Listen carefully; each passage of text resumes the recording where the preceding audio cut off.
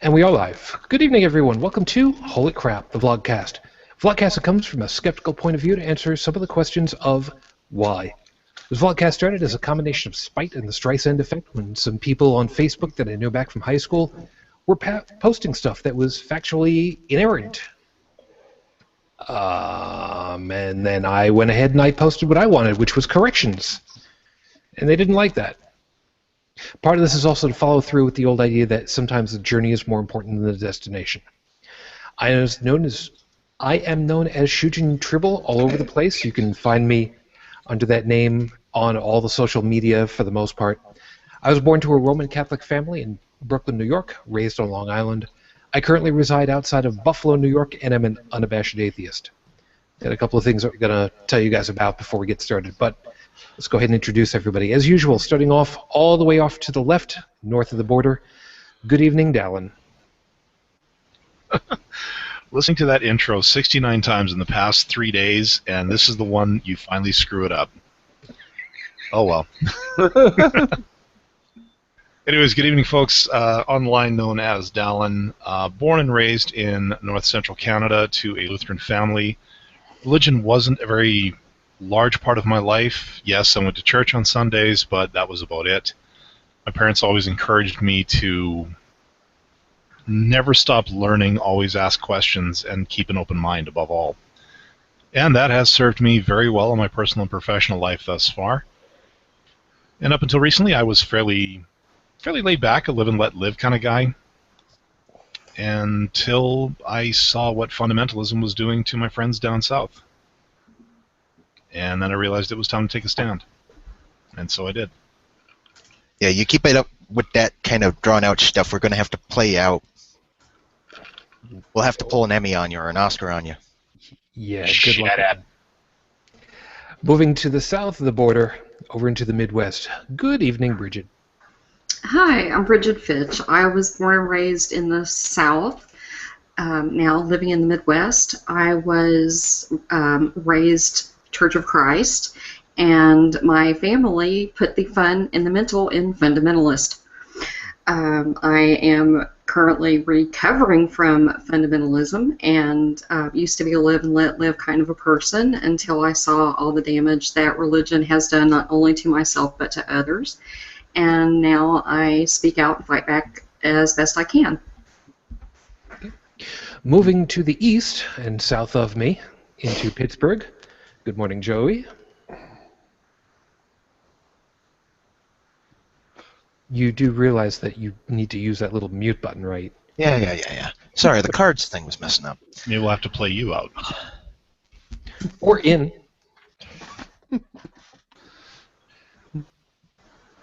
Hi, everybody. My name's Joe. That's going to play out really good on audio, man. Nice. I don't need the people in audio to see me threatening tech with a knife. Good point. That's not anyway. Something is. I was born to an Irish Catholic family in Chicago, Illinois, and spent 8 years in the military. I am now about 3 years out, living in Pittsburgh as a graphic designer and an atheist. 8 years in the military is the longest decade of your life right there, wasn't it? I know. Up mine too. Moving to the east a little bit further, over into... What town do I even put you into? I don't even remember. I just call it Maryland and just be done with it. It's all the same. Yeah, that's true. And now I'm going to be getting all that Marylander hate mail. Sure. Good morning, Tech. Morning, everybody. Unwritten on Tech, born to a mixed religious background. I was always encouraged to ask questions. And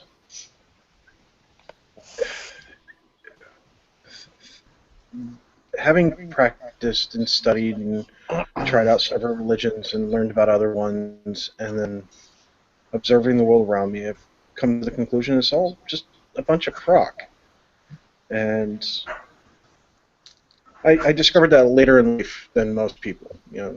Like Cash on Atheist on Air, I envy the younger generation that figured it out much, much earlier on than I did.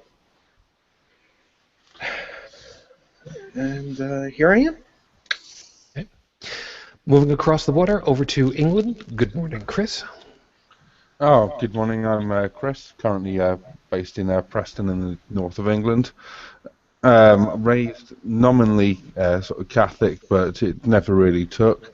Never really made a lot of sense to me, and I generally sort of forgot about the whole thing until maybe sort of 5 years ago, where I started seeing the amount of damage in the world that religion and other beliefs were making, and started to speak out a bit more. And moving south through the channel over to France. Good morning, Joseph. Good morning. Why am I always last? Because I go from west to east. Oh, okay. We need somebody from the Eastern Bloc then. My name's Joseph. I was born in London, Ontario, Canada, and moved here to France in 1989. I was brought up in an Anglican family, and I saw... I'm getting an echo. Yes. Let's go ahead and, if at all possible, we can just mute those of us that can. Okay. I was brought up in an Anglican family, and I just kind of got tired of seeing people educated and nothing useful disseminating divisiveness through the world, and today I'm doing everything I can to promote critical thinking and independent thought. All right. So, as folks would notice, and yes, I'm putting the disclaimer even before I get started with everything, this is episode number 70. This is one of our traditional Power of 10 episodes. So I warn everyone at the beginning of it all, before you get into any kind of trouble, this is always specifically a not safe for work episode. This is non-family friendly. So if, for whatever reason, you should not be listening to the big 7 terms, now would be a good time to go ahead and just pause, wait till later, not listen, because at this point you're on your own. And if you're still listening at this point, fuck y'all. Doesn't matter. Yeah.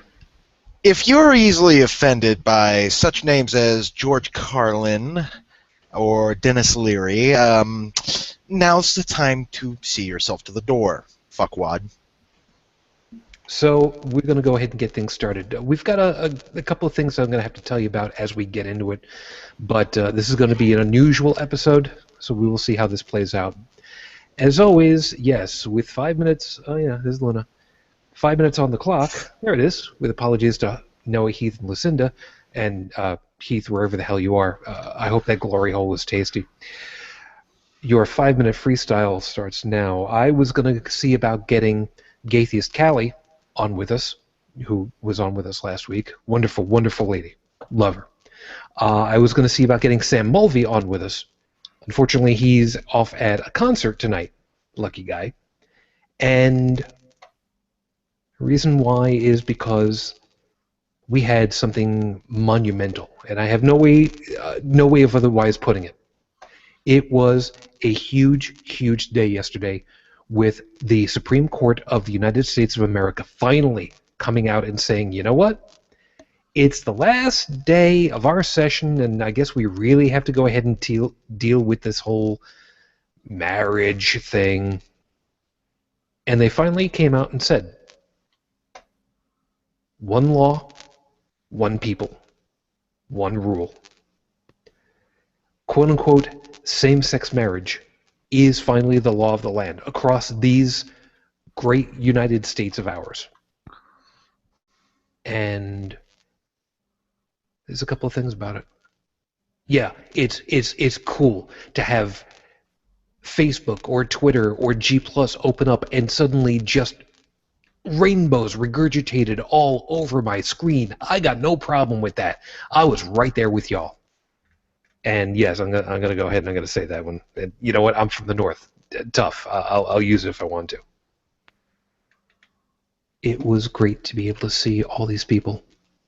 Sir Ian, with his little Vine video, the White House with the colors at night, and people saying, "Oh, wait, that's not a Photoshop job?"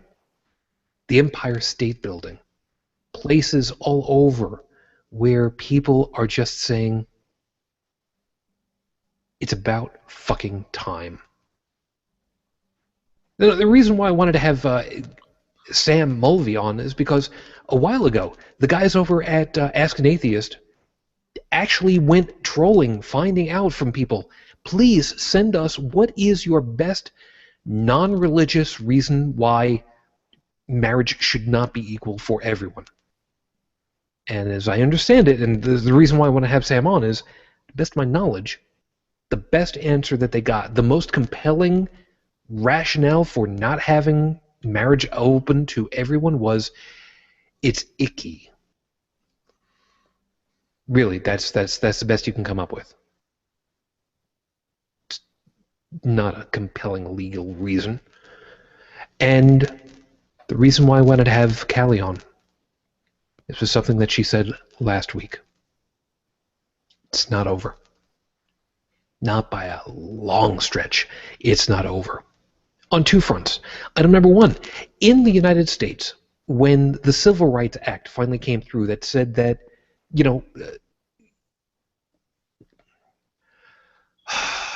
it's painful for me to say it, but it's in context, it's correct. Colors are allowed to mix with the white folk. And they're actually human, and they're not subhuman like we've always seen them to be. It's like dirt in my mouth to even think of saying it, but I got to put it in perspective. Even to this day, 40 years later, we're still dealing with people who have still not fulfilled Dr. King's dream. 40 years plus on. So the same-sex thing is still going to be hounding at us. There's phone numbers that have been set up, hotlines, so that if you go to your local group and they say they don't want to go ahead and issue you your marriage license in your town or your county or your state, call us so that we can get that taken care of. The fact that's even got to be an issue speaks volumes. The idea that there are states here in my country where you can be fired from your job for, well, first off, for no reason, but for them to say, you are part of the LGBTQI group. You know what? I don't want you in my establishment. I don't want you working for me. Goodbye. Without so much as a buy your leave. And that's it. The discrimination is still going to be there. It's wonderful, and I drink heartily that the court came down the only possible way that it should. But we've still got so much more work yet ahead of us. And just like the dominoes, as I mentioned before, it's just going to be one piece after another. I will live to see it fulfilled. America. Fuck yeah. Get on the rest of that shit, would you? And as an aside to all of those who have been saying, I'm just going to move to Canada, Dallin? Let me see. It's been 10 years for you guys for same-sex marriage, isn't it? It's been 10 years for same-sex marriage. And you have a socialized medicine system that seems to work fairly well? Yes, and relatively strict firearms laws. So to any of you bigoted, shit-spewing, hate-mongering motherfuckers who think that they can come north and mess up my country, go to Iraq, please. I think that's about the only place left on this planet that will accept your ilk. Okay, one thing, I've been there, done that. The second thing, you had me up until the gun, the strict gun law thing. Beyond that, I'm cool. Well, there's rationales on both sides of that. Yeah, one. but allow me to throw a couple of caveats in there. You can own weaponry.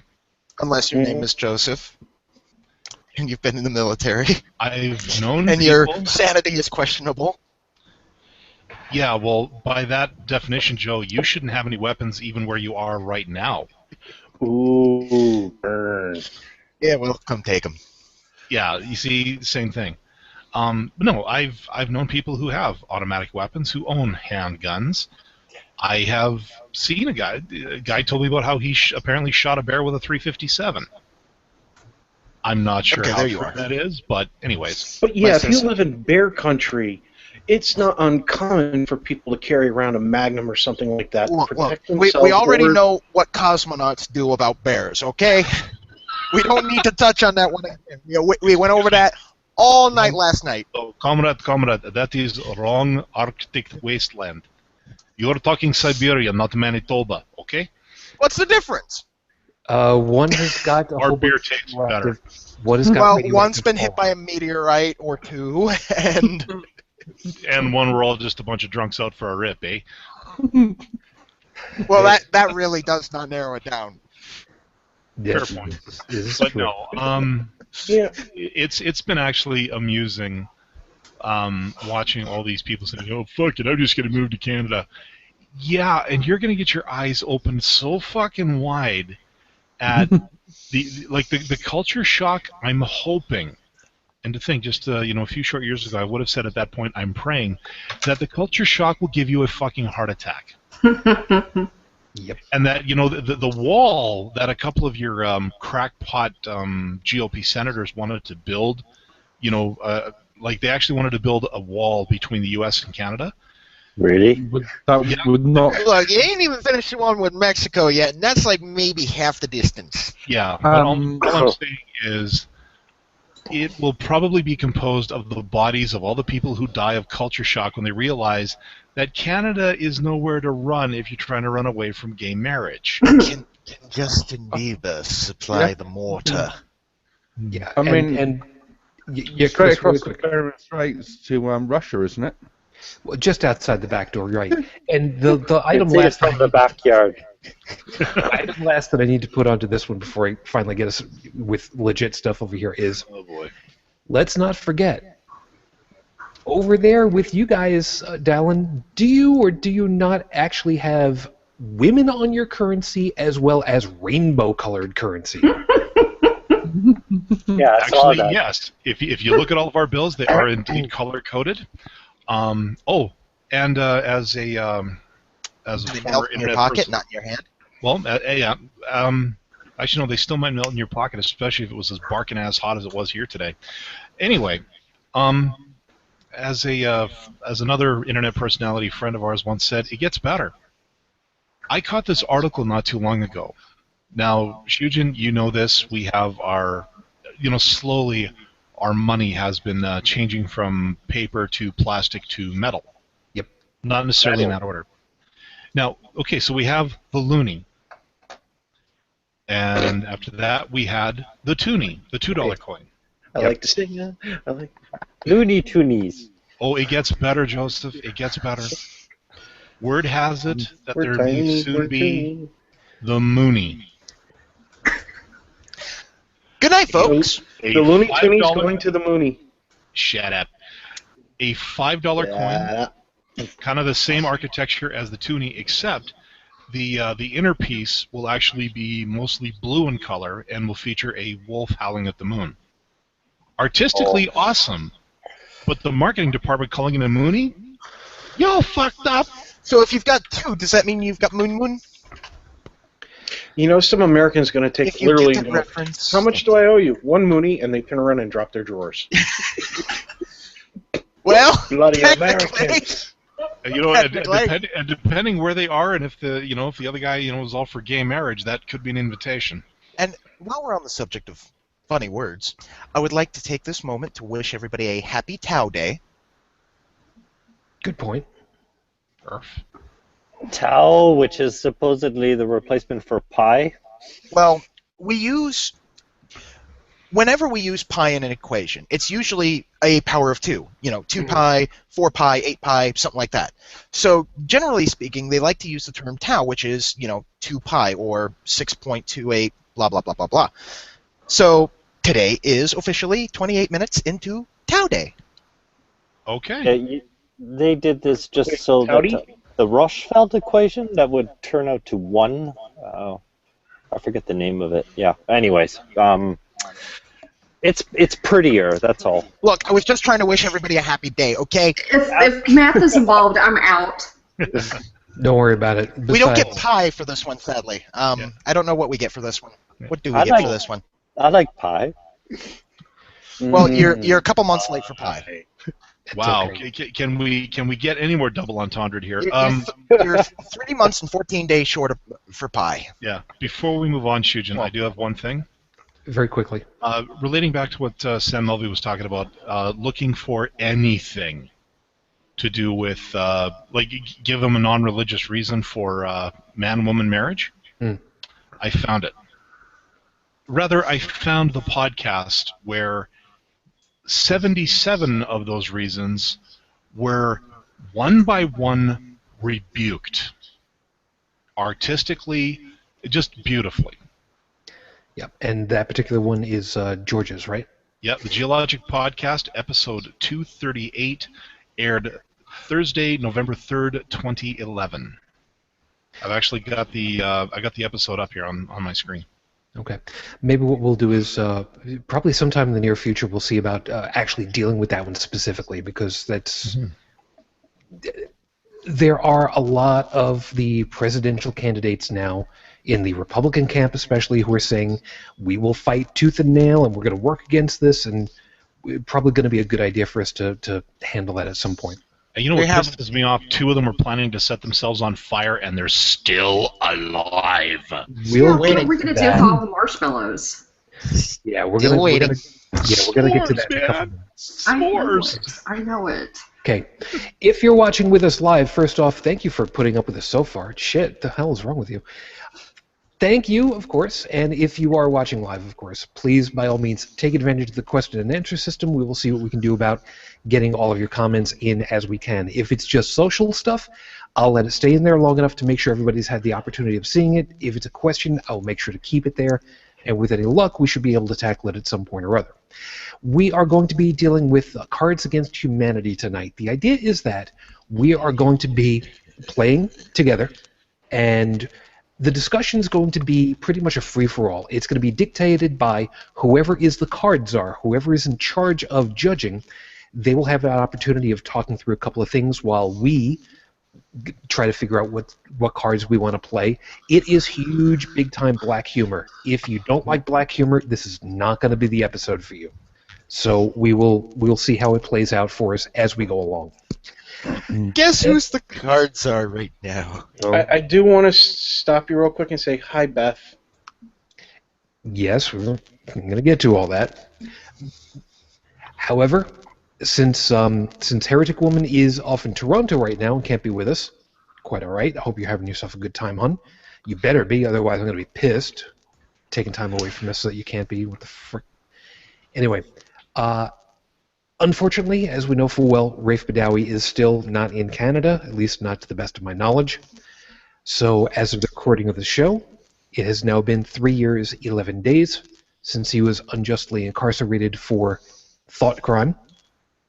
And this week we are going to say a very large hi to the countries of India, Bangladesh, Belarus, South Africa, and Ireland, which means Jacksepticeye. Top of the morning to you. This one is for you guys. I have no idea what just happened because I have no video for you at the moment. That doesn't make sense. Does anybody else see my video? Nope. Nope. One moment. Nope. How about now? I'm going to go with no. I think he's trying to screen share something. No. I have everything running normal, and Okay. now my video's not working. I didn't know my video's not working. Okay. Well, when you tried to put the camera down your pants, it came unplugged, and that's probably a good thing. Look, if We don't want to see your unit testicle. Of the.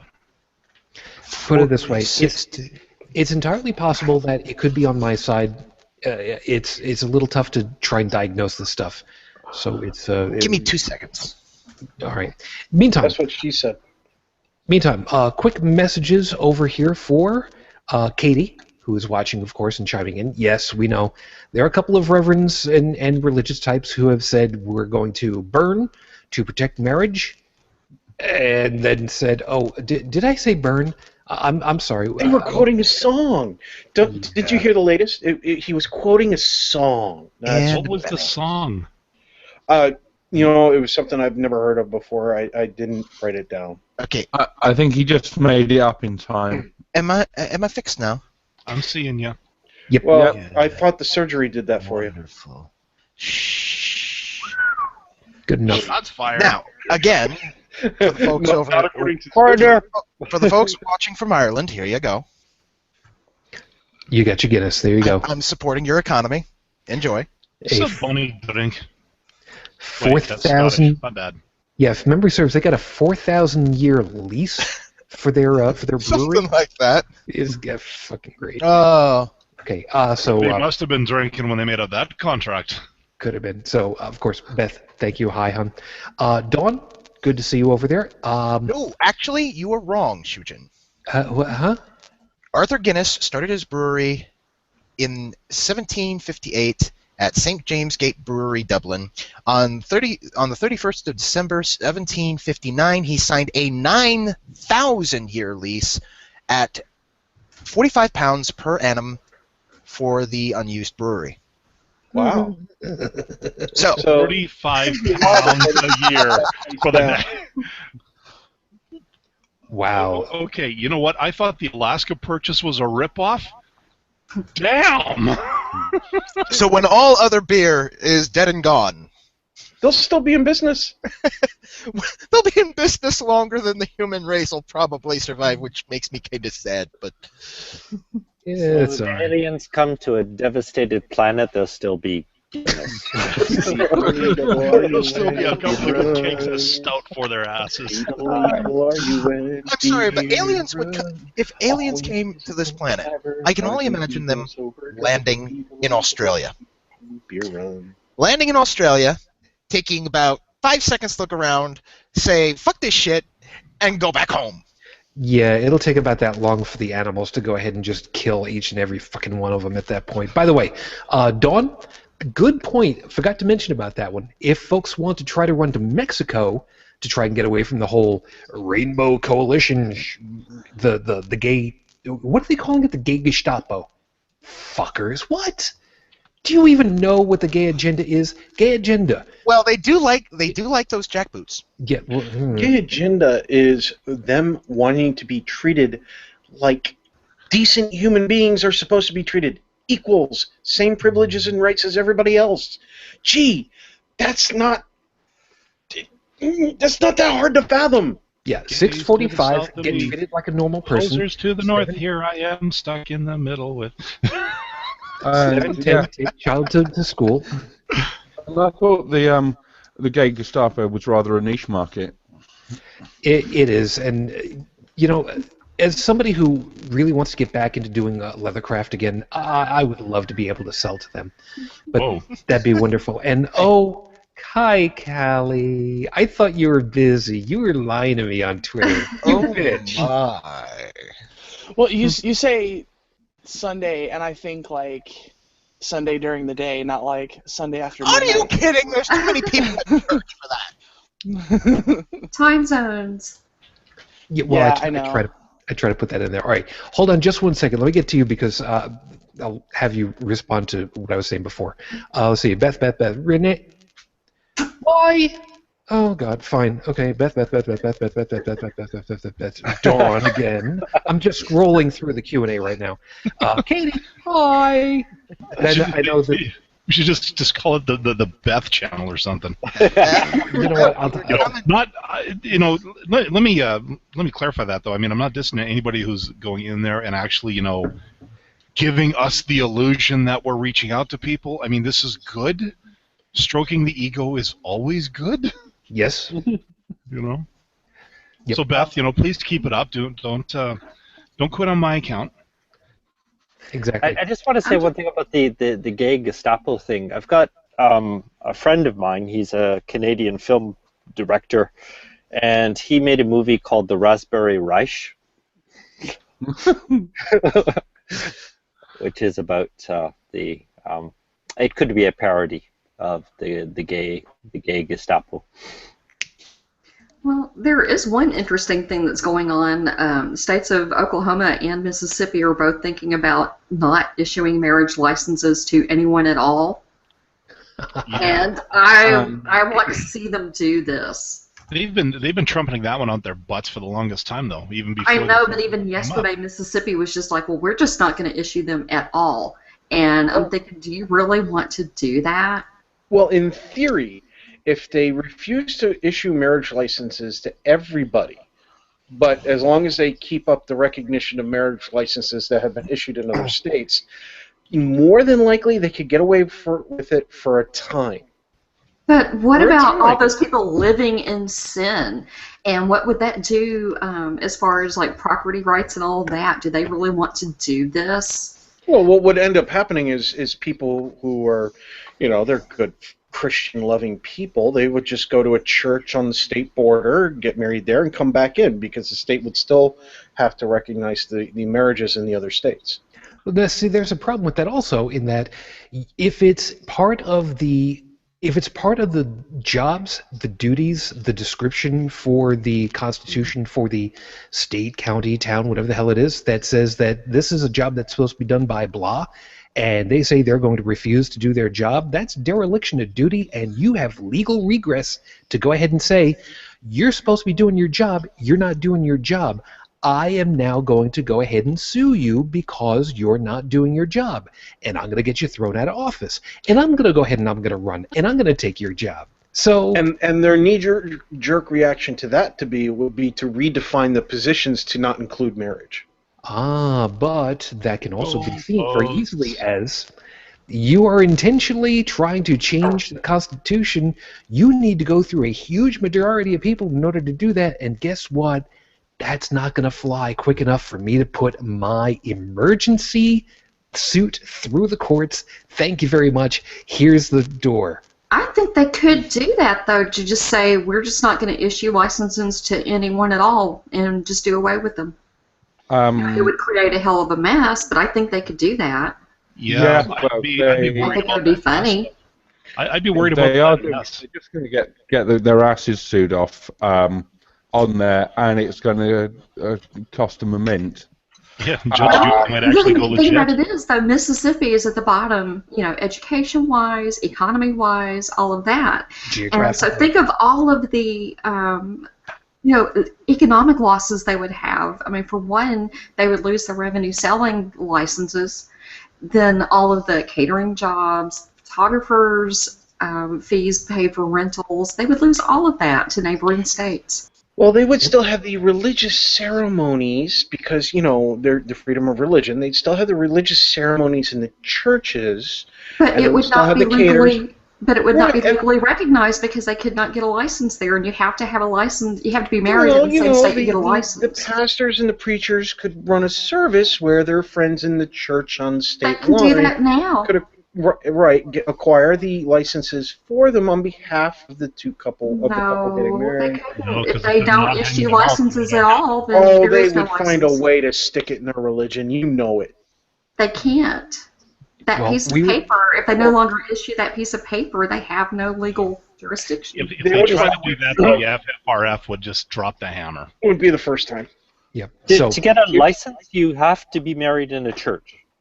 No, you have to apply for a license and then get married. And they're trying, Michigan is trying to make it to where you have to have a clergy member sign the license to make it valid.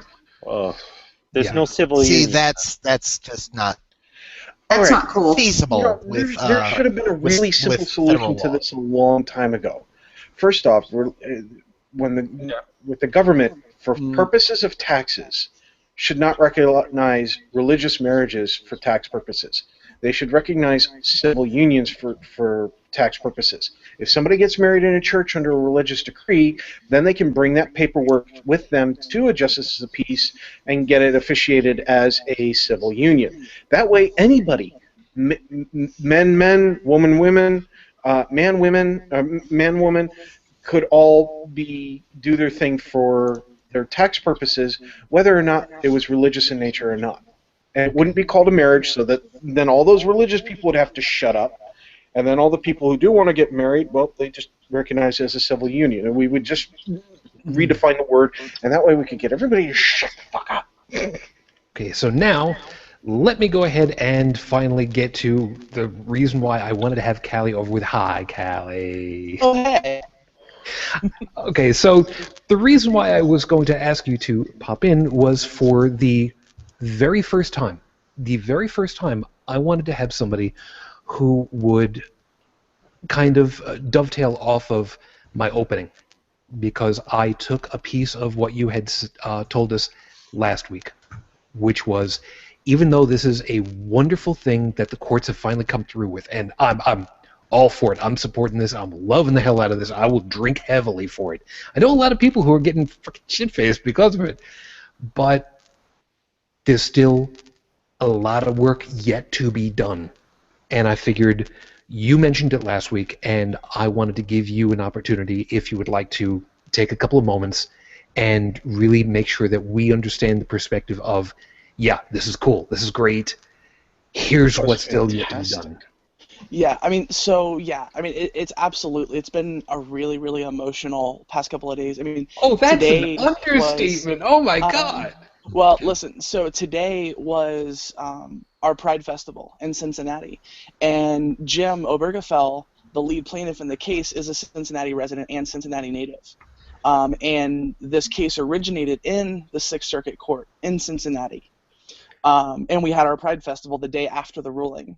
So, I mean, the environment was absolutely incredible. Oh, wait a second. Before you go on, did I not hear correctly? While he was being interviewed by CNN after the ruling, while he was being interviewed, he got a phone call from the president. Is this the right guy? Yep. That was fucking beautiful. It was amazing. Wait, is this the same parade that some idiot news reporter looked at one of the flags that was flying and said, "That's an ISIS flag," without doing any research whatsoever? I think that was in San Francisco. I think that was San Francisco, because their Pride was today too. Gotcha. So all of that, and I mean, like, the story of Cincinnati when it comes to queer and trans issues is pretty amazing, because literally just over a decade ago there was a law in Cincinnati against passing laws against LGBT discrimination. Like, it was actually illegal to make a law protecting LGBT people in Cincinnati. Yeah, I heard about that. And just, I think, a year and a half ago, the city added trans health benefits to to their health benefits, and and now we're sort of the center of the universe for marriage equality in the United States as far as the Supreme Court case goes. So, like, to say that, like, it's a cool time for us and it's an amazing place to be for me, I mean, that's an understatement. But on the other side of this thing, the story that I think is getting lost in all of this, a lot of people may remember the story but not remember the names. So the case that eventually made it to the Supreme Court, that that now is the case that defines marriage equality in the United States, that suit was filed because Jim's husband, John, was dying of ALS, and they had to fly to Maryland to get married. The only way they were able to do that is because they had friends and family contribute $13,000 to get John, who was suffering from ALS, needed a special medical charter plane. They spent $13,000 to fly them to Maryland so they could get married, only to come home and realize that Jim's name wasn't going to be on John's death certificate. And when they realized that, that's when they filed suit. And that's the case that eventually made it to the Supreme Court. John didn't survive to see this happen. John died. John wasn't with Jim today. So I think that's a pretty sobering thing to think about in, I mean, keeping it strictly about marriage equality for a minute. the real hardships that this has caused on people, and not just in, you know, not being able to have a piece of paper saying that we're married, but in, you know, not knowing if you're going to be able to be there for your loved one if they're in the hospital dying, and you call and you can't even get any information because you're not written down as their, you know, you haven't jumped through all the hoops to get a power of attorney and the, you know, 3 miles high of paperwork that you need to have those same rights. You know, people have, you know, there was a lesbian couple. One of them died, and her partner got sacked with like a $200,000 tax bill that she wouldn't have had to pay otherwise if they were allowed to be married. And she didn't get to live to see this day.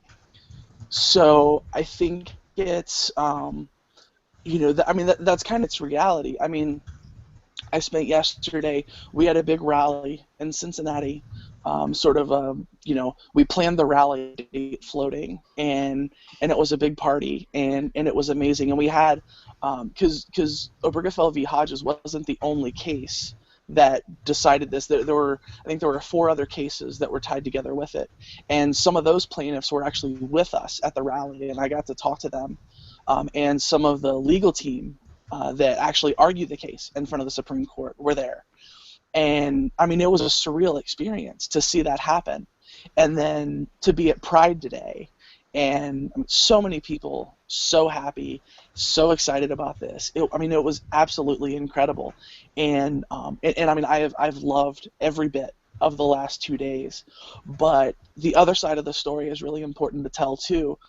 Not just about marriage equality, but, you know, moving beyond that to, you know, kids are still being bullied into suicide for being gay, for being trans.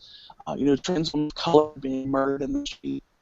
You know, a lot of trans people don't have access to even the most basic health care.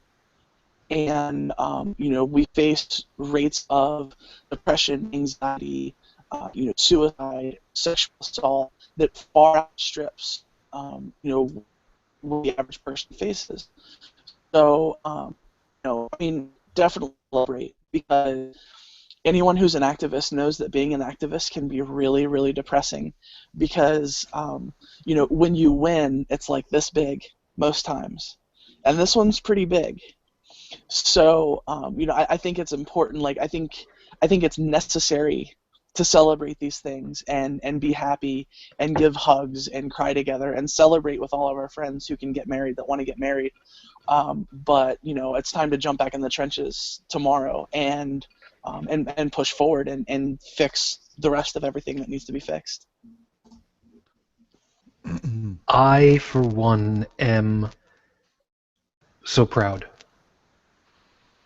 And for so many different people and for so many different voices. And even though I didn't yet get the opportunity of seeing President Obama's address afterwards, the way it was described of him looking out at all of the staff, the pages, the assistants, the young and upcoming, I don't know how otherwise to put it, the generation that's learning there. And as I heard it described with, I guess, pride is probably the best way of putting it, for, in his own way, giving his smile of congratulations, because they're the ones for whom it's really going to become a real new world. Well, and the thing that I appreciated the most about the president's speech was that he said somewhere in the middle, and I mean, it was only one sentence, and I feel like he probably could have expanded on it more, but he said that it's the responsibility of the people who benefit from decisions like these to reach back and grab everyone else and pull them forward to make sure that they can enjoy these kinds of things too. And I think that, I mean, I think that's such an important message to send. And I was really, really surprised. And but I mean, it felt really good to hear the president say that. Cool.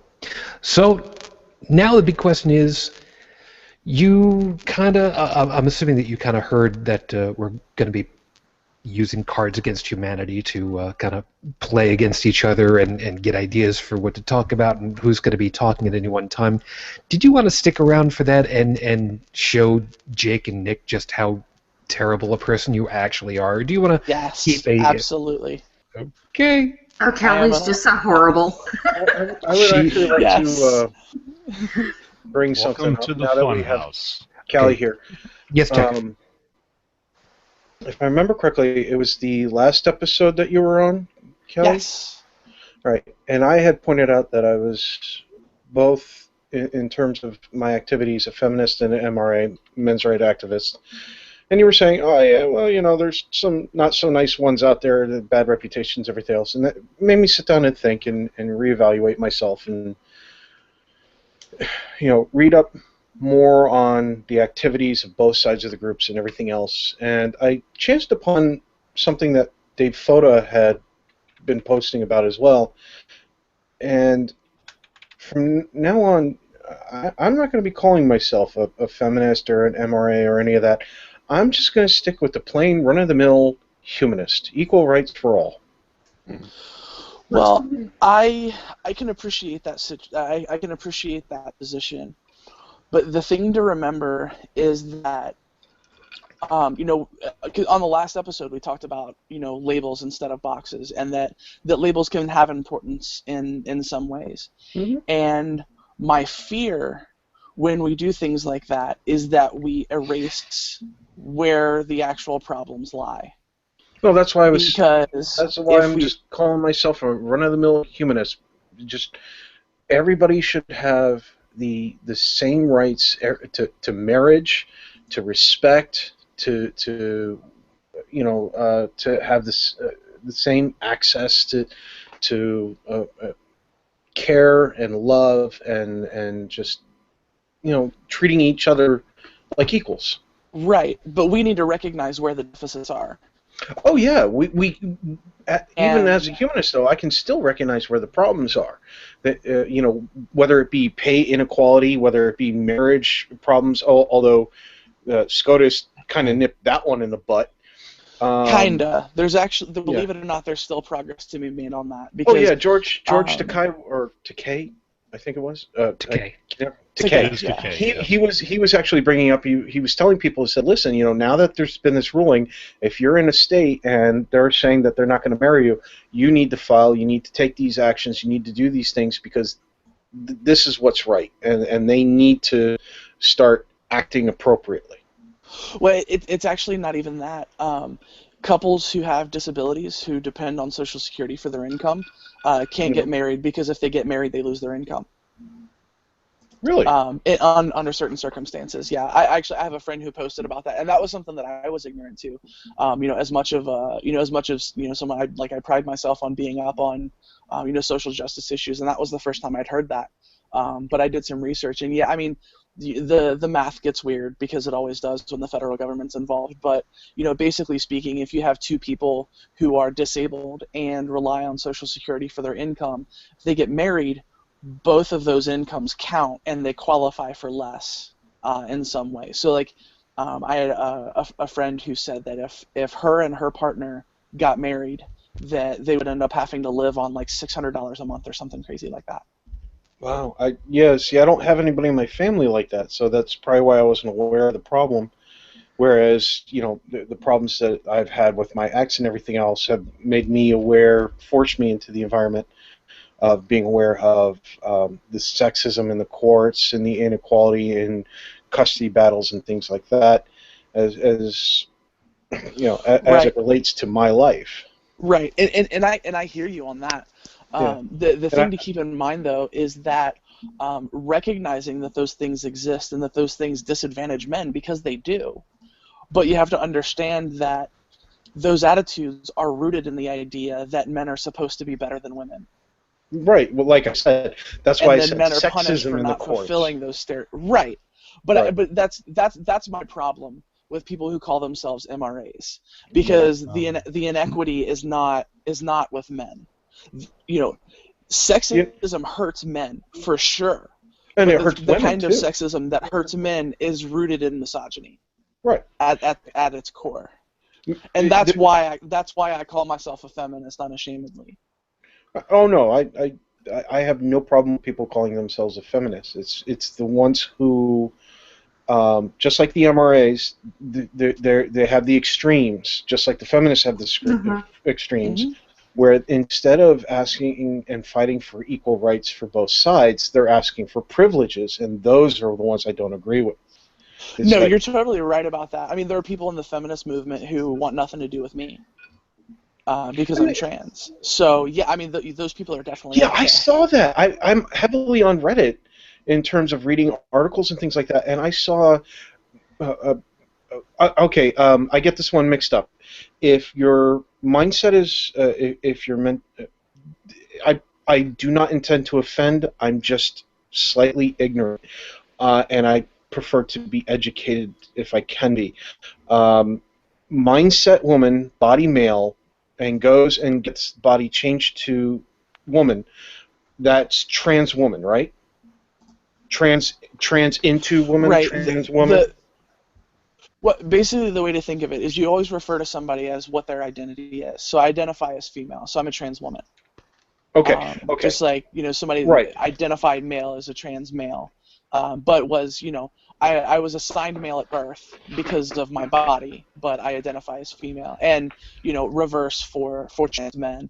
And right. So if you were to go for non-binary, and they were to ask you for clarification, that you would call yourself a trans woman, but correct. In polite conversation, we would call you a woman, because I saw a lot of people in the feminist forums and the Ask Women forums and things like that, because I like to read both sides of the argument, identifying as trans women and suddenly getting kicked out and banned and left and right. I was like, wait a minute, what are you doing? These people are on your side. What are you doing to them? This is horrible. Well, it's so I've seen what you're talking about. It's horrible. Well, it's people who fight against being defined by their genitalia, defining other people by their genitalia. Okay. As much as that makes sense. All right. None at all. Yeah, please forgive me. I wanted to give you guys a lot more room to play out on this one than I normally would have, simply because there are important pieces that kind of dovetail along with all this stuff. And please forgive me for cutting short at this point, but we got about an hour left. It's your show. We haven't even started the game yet. Yeah, and we've run into a little bit of a techie issue with this. Chris had gone ahead and was trying to load up the Cards Against Humanity system that I had recommended, and it doesn't want to work for him for some reason or other, and had recommended a different site. I'm trying to get oh, now it's telling me create game is available. Well, thank you, you stupid piece of fuck. Wow, really? Mother of fuck. All right. Stupid piece of fuck. That's my new favorite. I love that. A fuck nugget. Yeah. that was one thing about the whole gay Gestapo thing. Like, I don't know if they exist or not, but I think we'd probably be able to identify them because they would probably have the most fabulous uniforms, don't you think? Well, they would be holding that the one ones... in all fucking night. Don't judge me. They would be the ones having fun. I think that's the thing. I think about I don't know if you guys are familiar with Henry Rollins, not the punk singer, but the stand-up version of him. Oh. He had a great bit about if he was president, what he would do to the KKK, and it was like having for his KKK disruption team. You had to be black, gay, and Jewish. And they would go to these KKK rallies all done up in just the most fabulous tie-dyed and sequined gold lame Klan uniforms. And that's how I'm seeing this gay Gestapo. It's just basically the Pride Parade, but with authority. You know what I mean? That's a fantastic glitter bombs everywhere. Thank you for that. Yes, lots of glitter bombs and heels and a 2-meter high peaked cap. Yeah, in pink. And RuPaul strutting in front of all of them. Just. Yep. Okay. Okay. All right. So I've got the other. I'm so dead. I have a game ready to go for the original site, the one that we used last time when we played after the show. Went ahead and sent everybody the link to that. On the other one, since I still have it up and I'm technically the Card Czar, I wanted to at least get this out there because it tickles me. My black card is what am I giving up for Lent?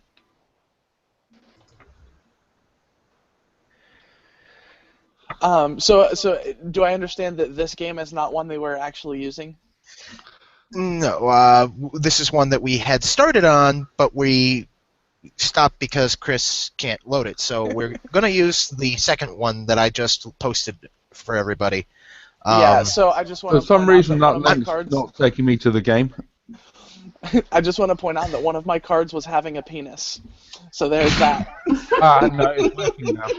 Well, the one. This is what I have for the one that we're getting ready to nix because it's still loaded for me. So I'm just going to read these off. What am I giving up for Lent? Now this is what you guys posted. A robust mongoloid. Her Majesty Queen Elizabeth II, who is now the oldest living monarch in British history. There's a strike for healthcare. Nubile slave boys. Free samples. And remember, this is a Power of 10 show, and I'm just reading from the cards. The primal ball-slapping sex your parents are having right now. That's the background noise I'm hearing. Insatiable bloodlust. Or grandma. I'd have to go with grandma. Here's the rule about Cards Against Humanity. First rule of Cards Against Humanity, know your cards are. And the only thing that I'd be really giving up is Insatiable Bloodlust. So who would have won that one? It doesn't tell me because everybody already left, so we're just going to go ahead and close this one out. Yep. Okay, so I've got Bridget in here, got Shu, got Dallin, got Tech, got Dallin. No, Chris. I've got the other Chris. Booking me the I've got link. The other Joe. The link is in the group chat. You go to the little blue. I am using my iPad. So is the group chat a thing? I think so. iPad? Nope. You Do you should see have a panel on the left of your screen, and it's at the top. Yeah, the one with all the tags, the QA, the showcase, the share screen. Do you see any of that? I'll send you the link through Facebook. Or that. Yeah. Okay. Whatever works. Okay, so the way that we're going to be playing this out is that we're going to play a couple of hands. We're going to see how this works out. Now, this is the first time that we're doing this, so this should prove to be interesting.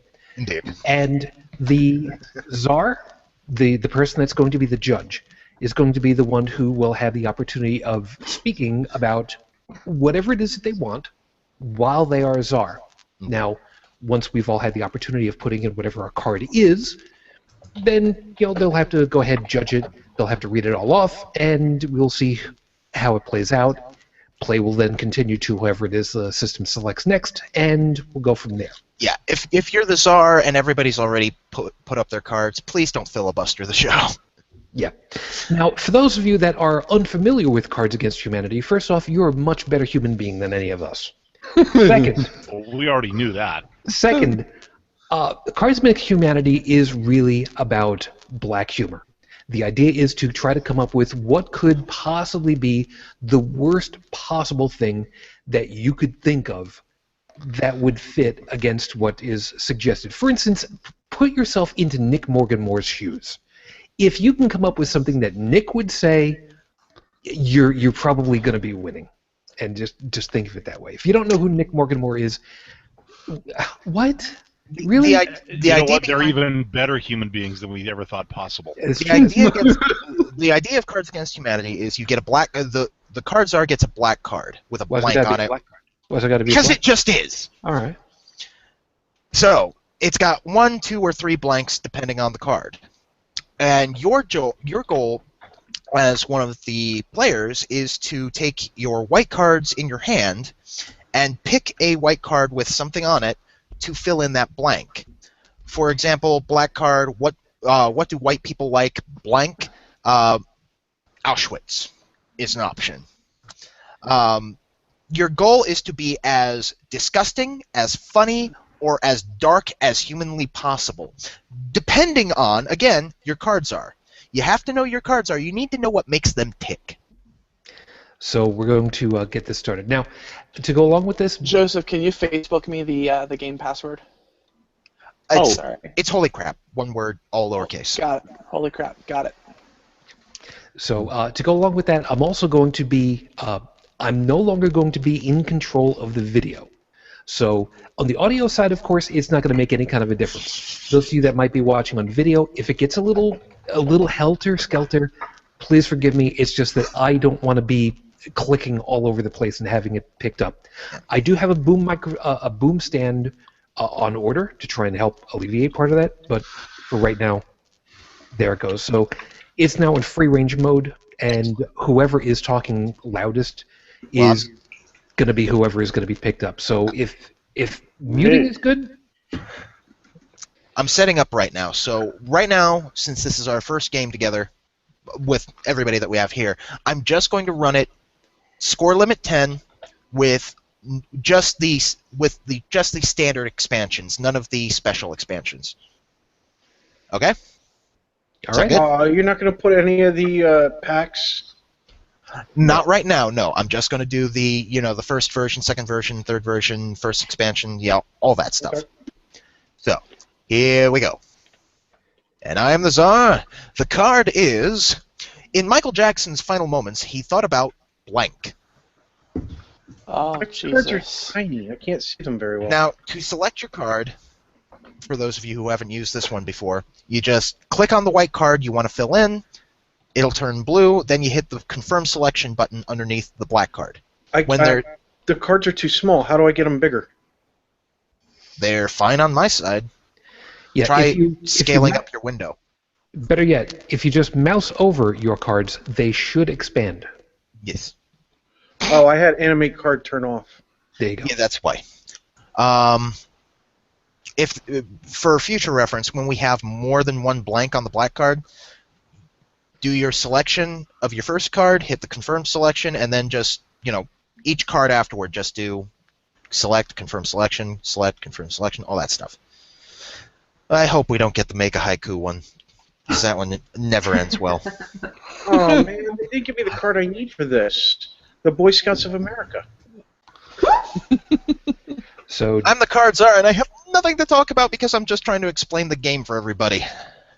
Well, then we'll have to run through the batting order here really quick so that we can get back to you. That's fine. This time I'm the bus driver, surprisingly enough. I don't know how well this is going to. I don't know how well this is going to end. Ding! This is me pulling the damn cord. I might have had a few folks. do not speak to the driver when the bus is in motion. Actually, given some of the agencies I've had the opportunity to work at, you're probably in good company. All right. In Michael Jackson's final moments, he thought about blank. He thought about scrotum tickling. He thought about anal fissures you wouldn't believe. He thought about waking up half naked in a Dennings parking lot. He thought about whispering all sexy. He thought about bananas in pajamas. He thought about public ridicule. Actually, I'm pretty sure he thought about that all the time. He thought about a salty surprise. I know which one is my odds-on favorite, and it's not the one that I picked. Too bad you aren't the Card Czar. Oh, knowing Michael, not to be judgmental or anything, just knowing Michael, this is probably true. Not to be judgmental, but he's going to be judgmental now. And Shujin gets the point. and I, after seeing a salty surprise, I seriously thought that was going to be the winner right there. Again, know who your cards are. You've got to know how your cards are minds work. Okay, Bridget is now the Card Czar. Now, do you want me to keep reading the cards for you, or do you want to read them on your own? Oh no, Bridget, you're the driver's seat. You get to read it off. It's your fault now. Oh no. Okay, so read your black card. Armani suit, $1,000. Dinner for two at that swanky restaurant, $300. The look on her face when you surprise her with priceless. So since you are in the driver's seat, what would you like to go ahead and talk about while we're trying to figure it out? Oh, goodness. I don't know. Glitter bombs for everybody. Glitter.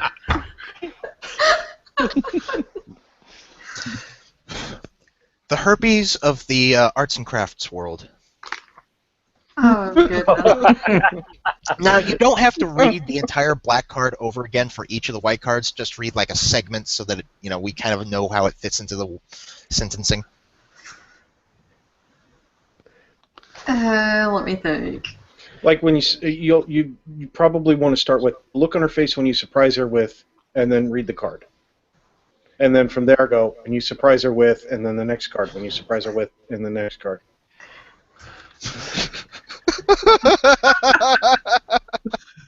What did I miss? I'm going to have to mute myself because there's no way I'm going to get through this without cackling like a fucking jackal. So, I'm muting. Goodness. Come on, Bridge. Too many good ones. Hold on. No, read them all off. Oh my gosh. Armani suit, $1,000. No, Dinner just for two. The look on her face when you surprise her with a lifetime of sadness, priceless. The look on her face when you surprise her with multiple stab wounds. I like that one. The look on her face when you surprise her with fucking a corpse back to life, priceless.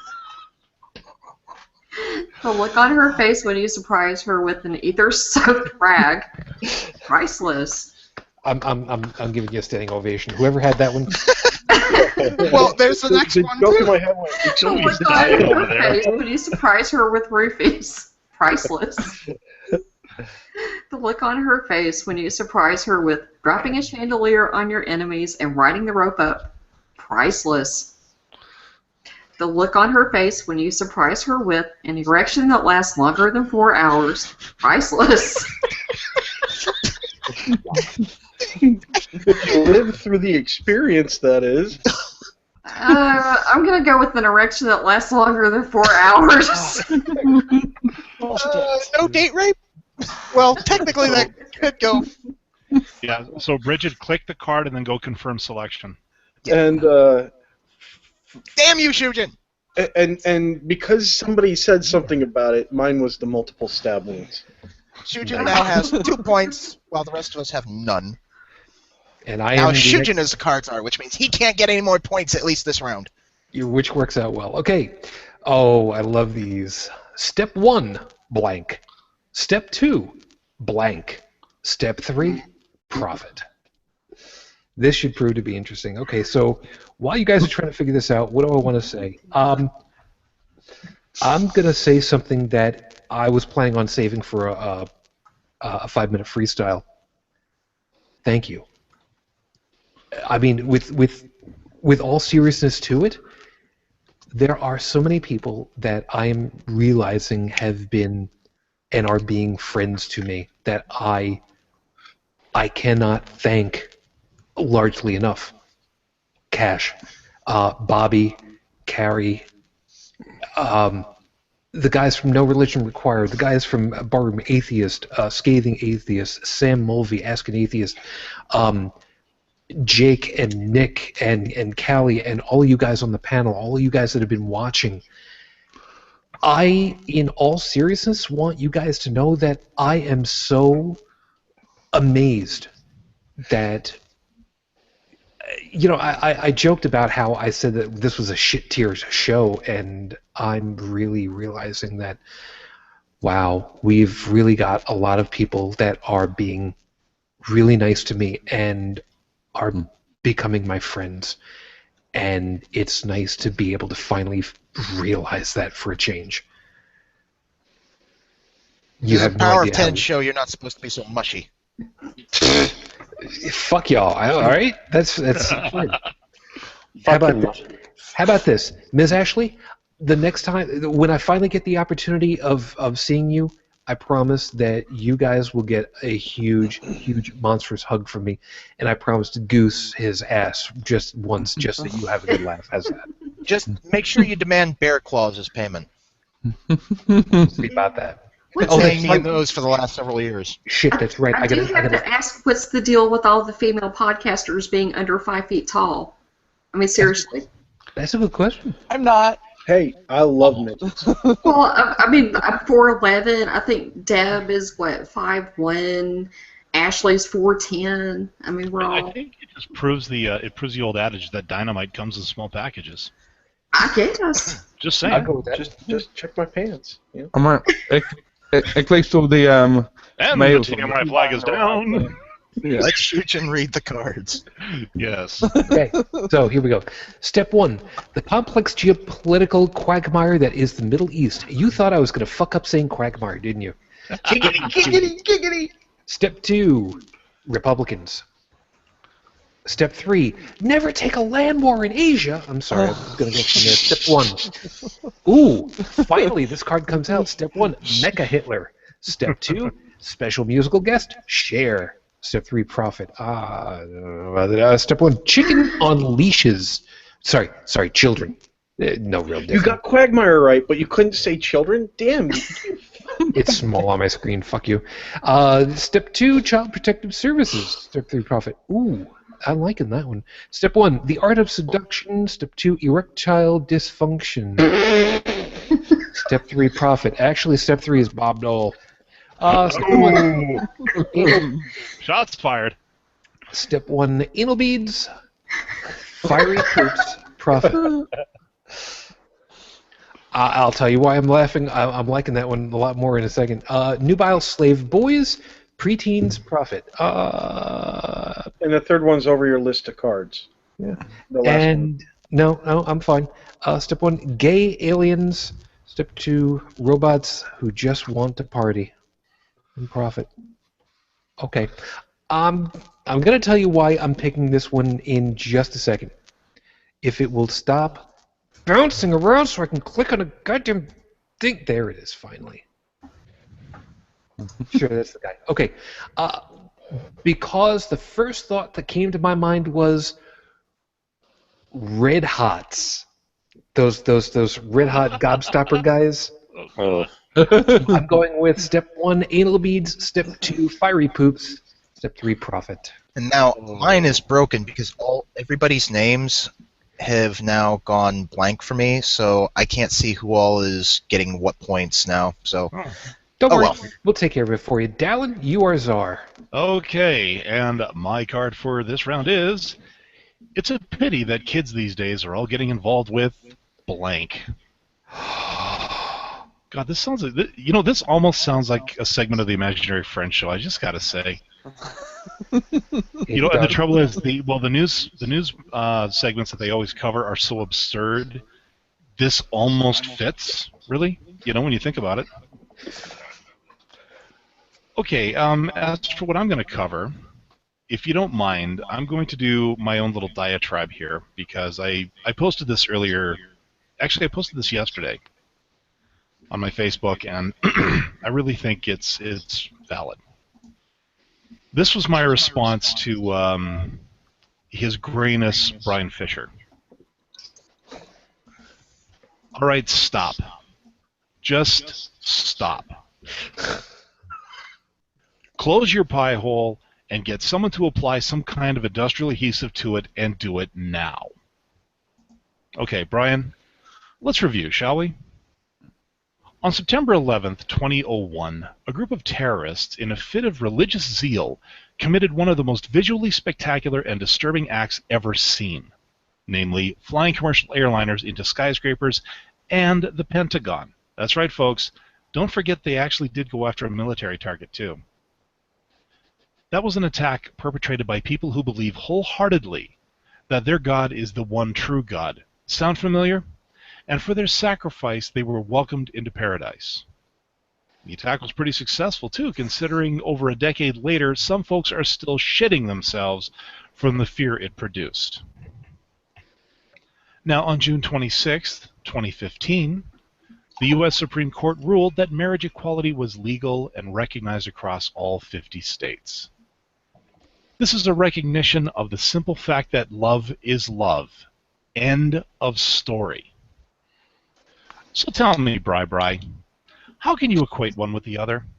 And do not get on your high horse and talk to me about biblical morals, okay? That trope has been debunked more times than I care to count. You and people like you talk about the love of the Christian God, and yet all I hear from you and your ilk are messages of hate, prejudice, discrimination, and outright lies. You know what the commandments call bearing false witness? Just so you can keep your gnarled, aging hands on whatever influence you have left in a world that is fast leaving you behind. If you believe you're doing your God's work, then yours is a God I would never want to follow. So congratulations, Bri. You've just reminded me why I'm an atheist. Now just shut up and die already, you pasty-faced, shit-spewing hate-monger. Sorry, I just had to do that. Bravo. Bravo. He is heretofore always to be referred to as Bri. Yeah. Because I love that you know so what? much. My gift to all of you, from now on, his pastiness, Brian Fisher, can be referred to as Bri. Please, let's do this viral on every podcast out there. I would love that. So let's make sure we've got this straight. We've got Bri for Brian Fisher. We've got Amish Wolverine. Amish Wolverine, yes. We've got the Crocoduck crack. Yes. I don't know. Yeah. Anyway. You know, I was just about to say King Crocoduck, but he's actually an awesome YouTuber, so yeah. And he's an awesome guy. Which, by the way, when you started on your thing, I'm sorry I started to laugh because you started. How did it start off? Stop. Just stop.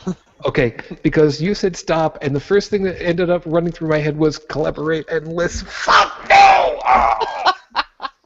Which, by the way, Callie, fuck you for taking that answer away from me. God damn you, mother! You know which one you did to me. You know which one it was. The question had come up with Jake's show of what is it that women turn out to be better than men at, and she went ahead and said anything you can do, and it was like, fuck! Brilliant. Oh. So go ahead, finish off the round. All right. Okay, so yeah, rant over. Let's get to the cards here. So, it's a pity these days that kids are all getting involved with basic human decency. Mm. Okay, I didn't know Bri was playing here. Getting involved with Glenn Beck convulsively vomiting as a brood of crab spiders hatches in his brain and erupts from his tear ducts. Oh, that would be an improvement. I was going to say, how the fuck is that a pity? Come on! That'd be a show worth watching. I was going to say, I want to YouTube that shit. Getting involved with incest. The family that plays together stays together. There's an Alabama joke in there somewhere, but anyway. Yes, it's all of Alabama. Yeah, the kids these days are getting involved with child support payments. God, talk about starting them young. Getting involved with screaming like a maniac. Yeah, that kind of music I'm not a big fan of either. Maniac. Yeah. Getting involved with damn titties. No, that's not a pity. No, yeah, I was going to say, again, I do not see the problem here. Yeah, I was gonna say if I can make an easy joke, getting involved with them teddies was the best decision I ever made. Me too. You know, to be perfectly honest, Callie, I can agree with you on that one. You know. Honestly, Callie, if something weird happened to my genetics overnight while I was sleeping, and I woke up in the morning with a set of like double Ds or something, I would spend all day in my room just playing with them. Kelly. And we'd never hear from Tech ever again. Yeah, exactly. If I may take just a moment to rebuke, Kelly. Yes. In the name of my religion. Oh yes. In the name of the left breast, the right, and the holy cleavage, tits be with you. He is. I love it. He is the Pope of the Church of the Holy Mammary. No. I am the founding father of the Lapsed Church of the Oh, Holy Memory. Yeah, sorry. That's good. I'm a fan. Yeah. Right. Okay, and it's a pity kids these days are getting involved with lactation. Again, a bit of a theme going on here. I gotta say, I don't see a problem here. We've got yeah. Okay, you know what? Just because it is just too goddamn funny for words, I gotta go with Glenn Beck. Because he's number 3 on my list of people I want to see fucking burn. And Sujin's still in the lead with 3 points. Oh, yeah. Hey, the Tribble's got the good cards, man. Yes, I do right now. All right, who's our... Me. It is my turn. Oh, boy. And for my black card, it's what's the gift that keeps on giving? Do your worst. Meanwhile, while they're doing that, I'm going to bring up something that kind of irks me a little bit. We've been talking about marriage equality, and during the process, I've heard a lot of people saying, oh, you know, Christians are being repressed and they're being diminished and downtrodden upon. And I came across some news articles today that happened to a little boy. And he's a 2nd grader, and out in Fort Wayne, Indiana.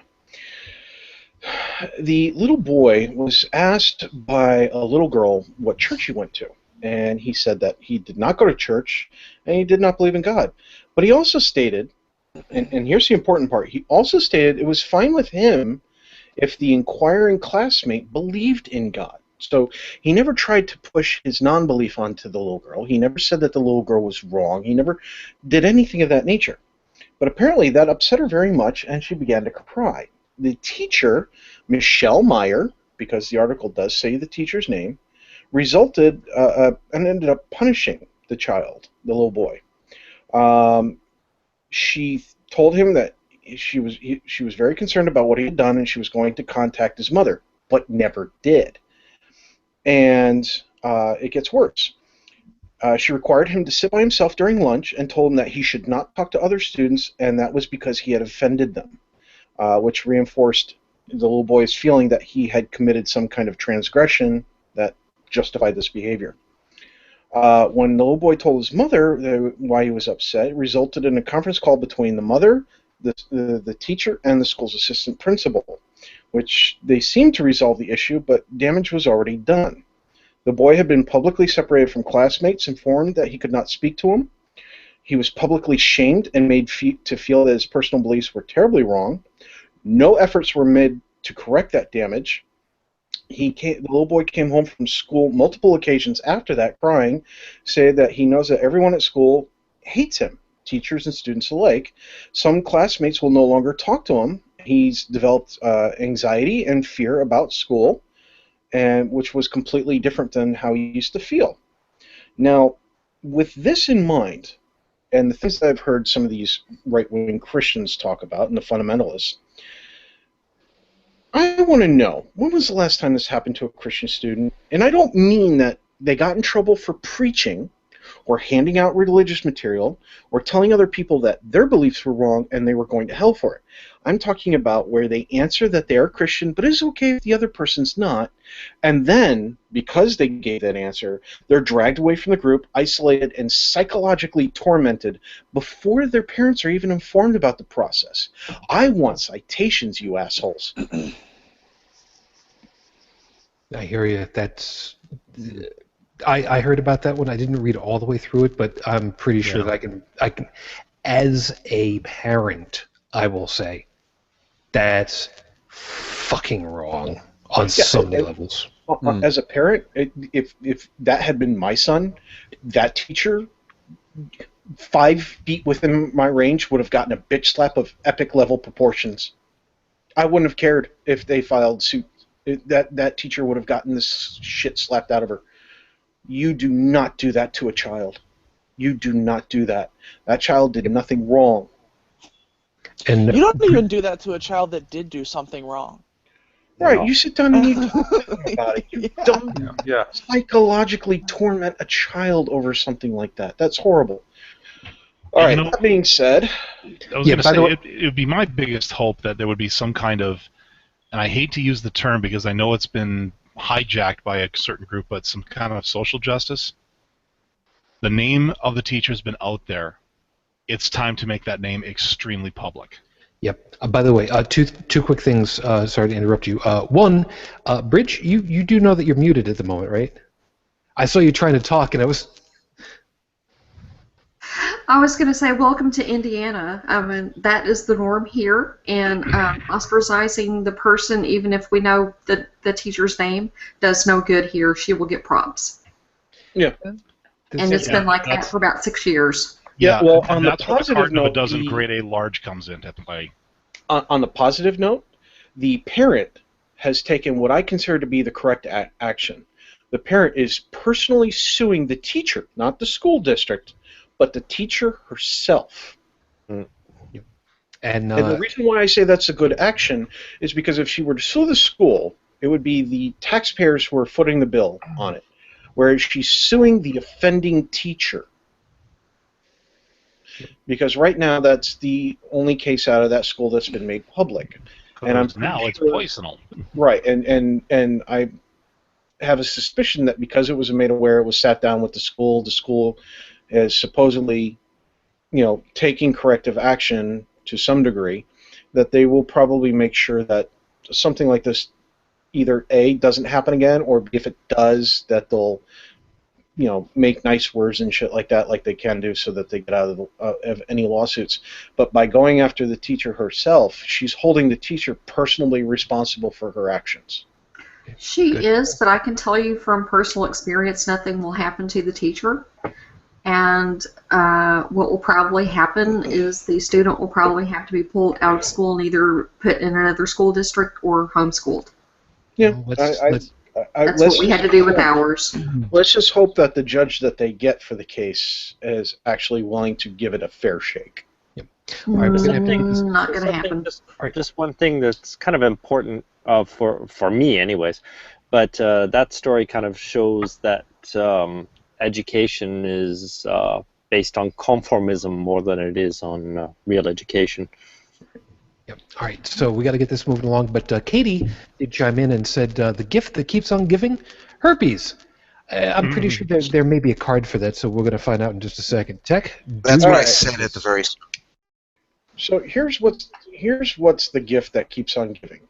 The choices are a botched circumcision, menstrual rage, doing the right stuff to her nipples, Her Royal Highness Queen Elizabeth II, the milkman. That's not milk. I thought it tasted a little salty. Scientology. Samuel L. Jackson. Never mind salty, it separates real easy in the world, sir. What's the gift that keeps on giving, in my opinion?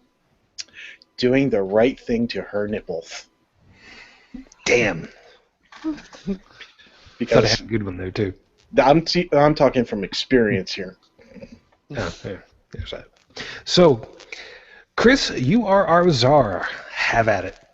So, who stole cookies from the cookie jar? Is the question. What I was wanting to do is following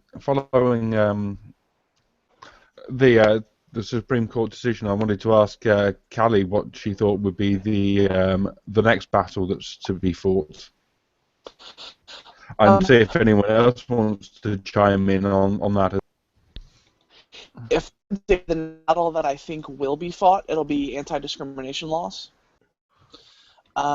Because we still don't have a federal non-discrimination act we still don't have a federal employment non-discrimination act. I mean, there's general non-discrimination laws in place, but a lot of them, to my knowledge, don't cover. The law itself doesn't cover sexual orientation or gender identity or gender expression. And and there was a push years ago to make that happen, and it didn't end up working out. So that would be my guess. Is the next fight is going to be ENDA, which that would be amazing, because it's something that virtually everyone will benefit from. Well, another thing I've seen a push for that people are saying the next fight needs to be is Equal Rights Amendment. That was never ratified either. Mm-hmm. I'm not sure how many states we were shy of ratifying that, but that was never passed. So women do not have equal rights in the U.S. Mm-hmm. Still. Well, and I should make it clear that I think my answer was what I think the next fight will be, not necessarily what I think the next fight should be. The problem is that with these issues, everything's urgent and everything's important. Yeah. You know, so like I don't want to say like, well, you know, women's rights can take a back seat because, you know, there's no Employment Non-Discrimination Act for gay and trans people. Those things are both important. Yeah, and which priority is the priority, really? That's well, some states have already rolled back protections for women and said that women are not entitled to equal pay. Yeah. There's nothing wrong with opening multiple fronts. I mean, keep them all open. Right. We don't have to just concentrate on one thing at a time. I think that gender and sexual orientation and all of that need to be added as protected classes under the 14th Amendment. Boom, done. I would agree. I think the big problem is that women just tend to be about 75% as big as men, and they're getting paid as much. So it just evens out in the end, doesn't it? But, sexual sarcasm. orientation be an easy fix. Just add them as a protected class under the 14th. Makes sense to me. I'm behind you there because I'm about 75% heavier than most people, so I should get paid more. I'm right with you there, man. Paid by the kilogram? Shit, I'm on a diet. Yeah. Hey, you know what? Put it this way: if we were paid according to our weight, I could have retired 10 years ago.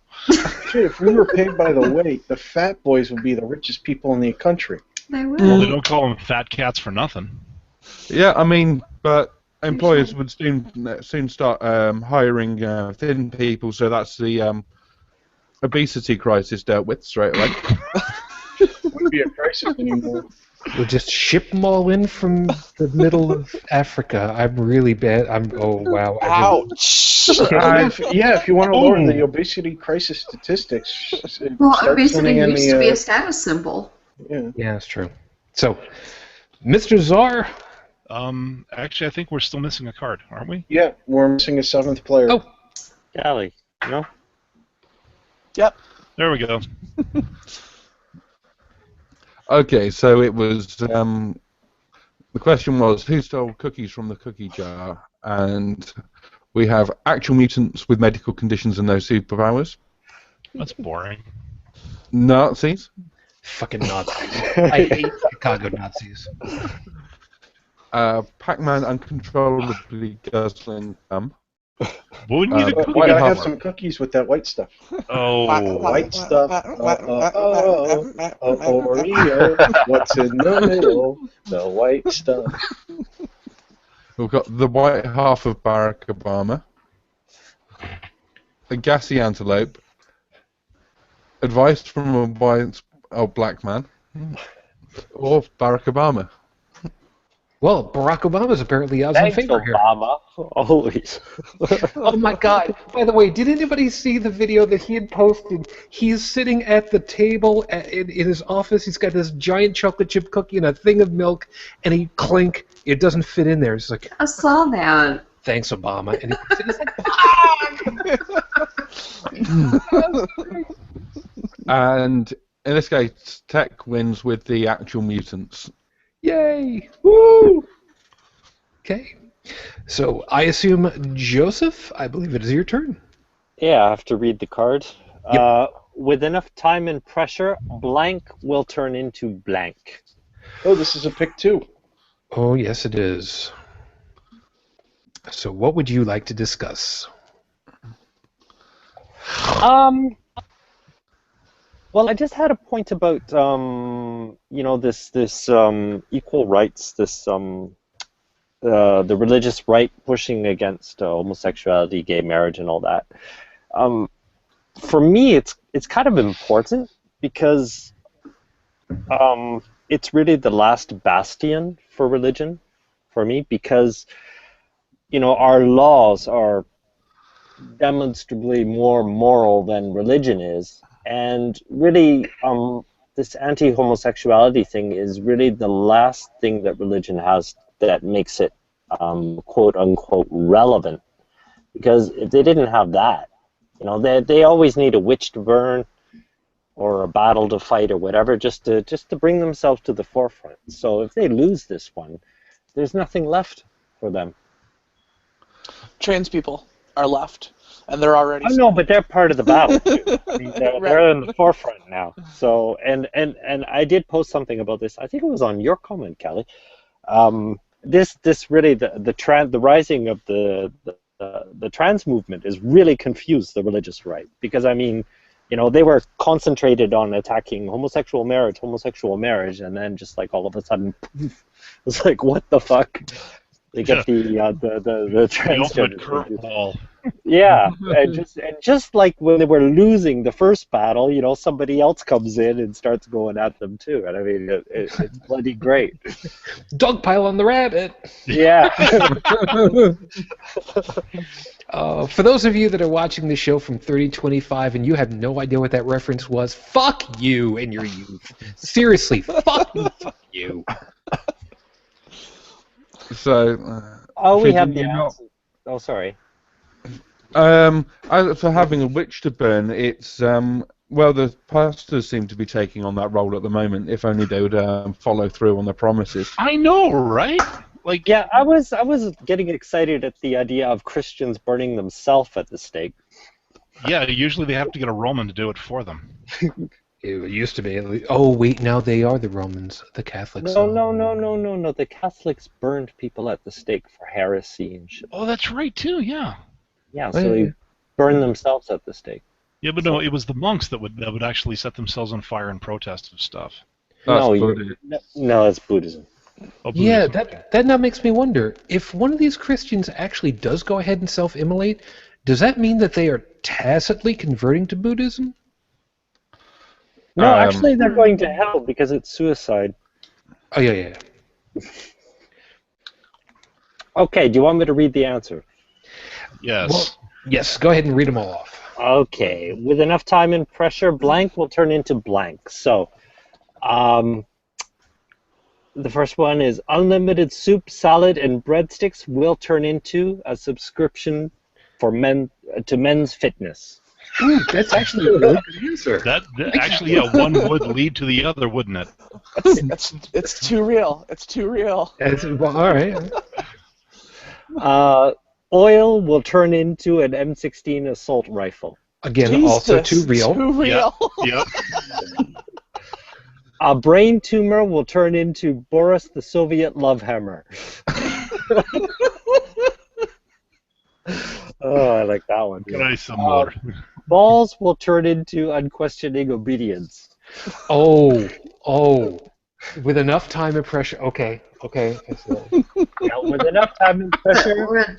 Let's just not get into the lifestyle stuff here, okay? This one's good. With enough time and pressure, cuddling will turn into a sad hand job.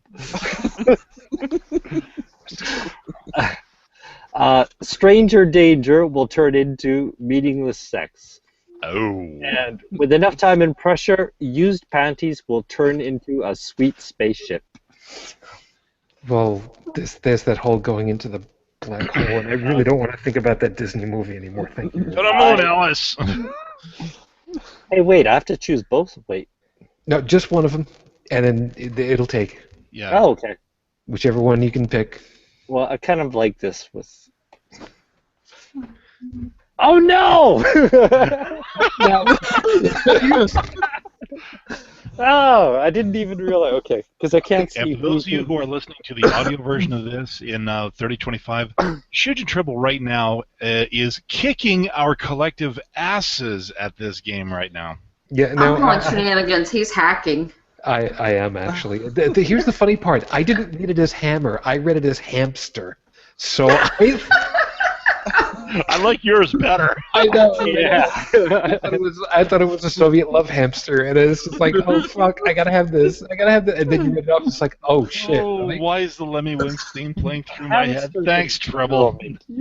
See, the only thing more fun than this game are the comments that it generates. Oh, no kidding. so Like Callie, everybody improvs on this game. Oh, absolutely. Callie, here's your big opportunity to show Nick just how much of a fuck you really are. Yeah. Everyone down on the ground. We don't want to hurt anyone. We're just here for blank.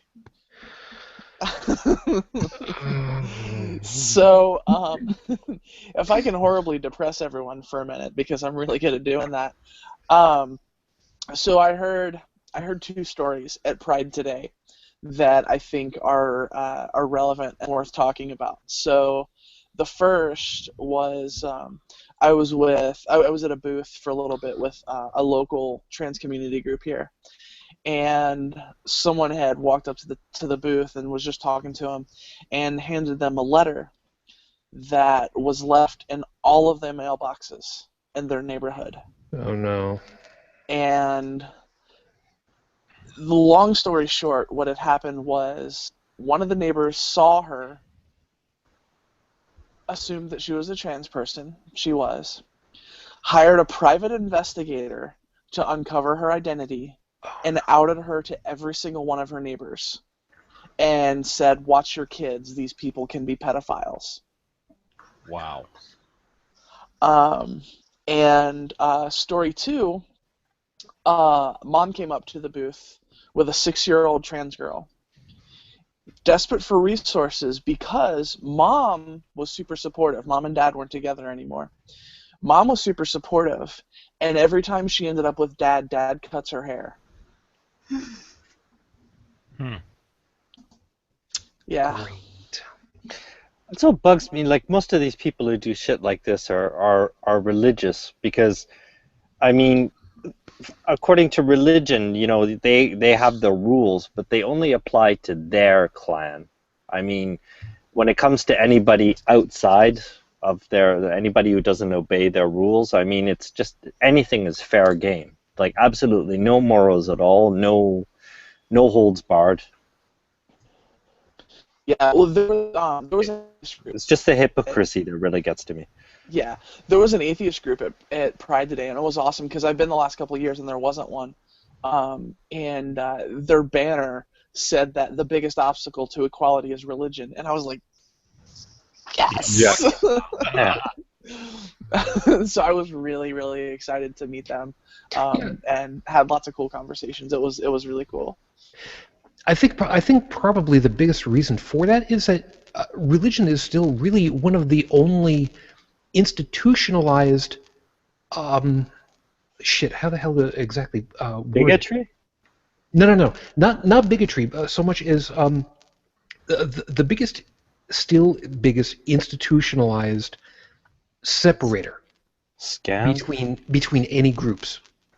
The biggest wall, the biggest barrier between, the biggest separator. I don't know exactly how to describe it. Divisiveness. They preach divisiveness. They make boundaries between humans where there should be none.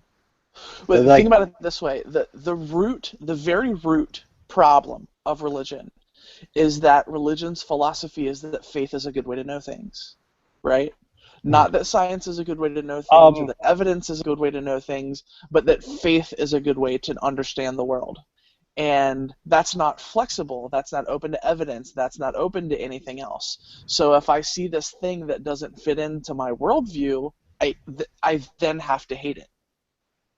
Well, it goes baser than that, because according to religion, people can't judge what's good and bad for themselves.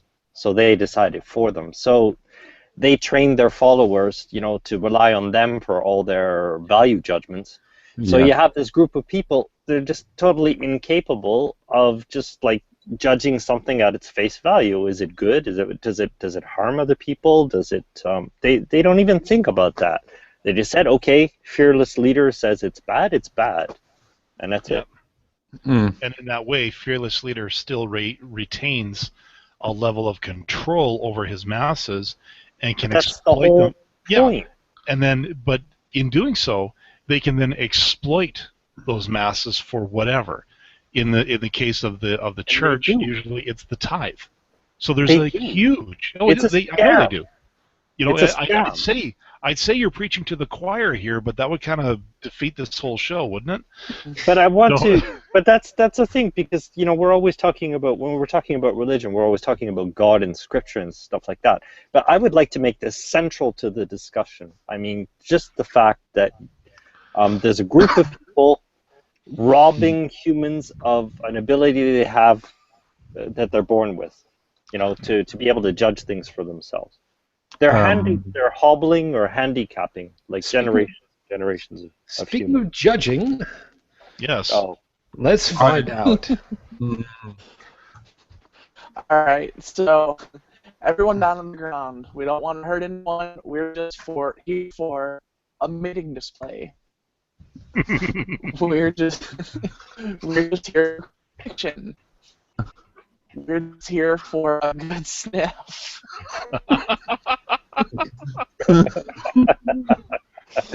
We're just here for glory holes.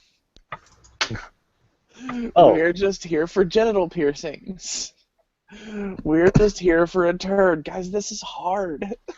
I think you skipped over. Yeah, you overlooked one, I think. Yep, out. Oh, yeah. We're just here for out-of-this-world bazongas. That, to me, isn't a bad thing. For those of you playing at home who don't know that word, it means tits. It does indeed. It is. You know what? I'm going boobs. What was that earlier? We were detecting some kind of a central theme here tonight. Yeah, but it's No, we've learned a lot about unrenowned tech. I mean, I think boobs has come up around 4 times. And I think we're gonna get one more over in here, so we'll do it from here. Joey, we'll give you one more turn round on this to pull it full circle for us. I got nothing. Well, you had. But some- we you had- got at least the card. So Yeah. Yes. What were you saying? You are the czar, my friend. No. Shujin was actually saying something just Well, now. And I was going to say, you had a whole round around to you to finally get to you, and you're complaining you had nothing before. You got to have something now. I wasn't necessarily complaining about it, but at this point, it's like we're not even going to finish the game. So I'm just trying to hurry things along. The sooner we end the game, the sooner I Anyway. win. So just go ahead and read off the goddamn card.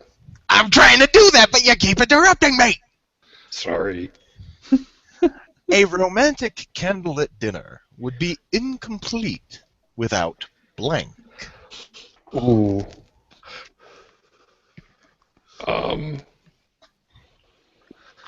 Oh, I think Tech's going to regret using his last card on that round. I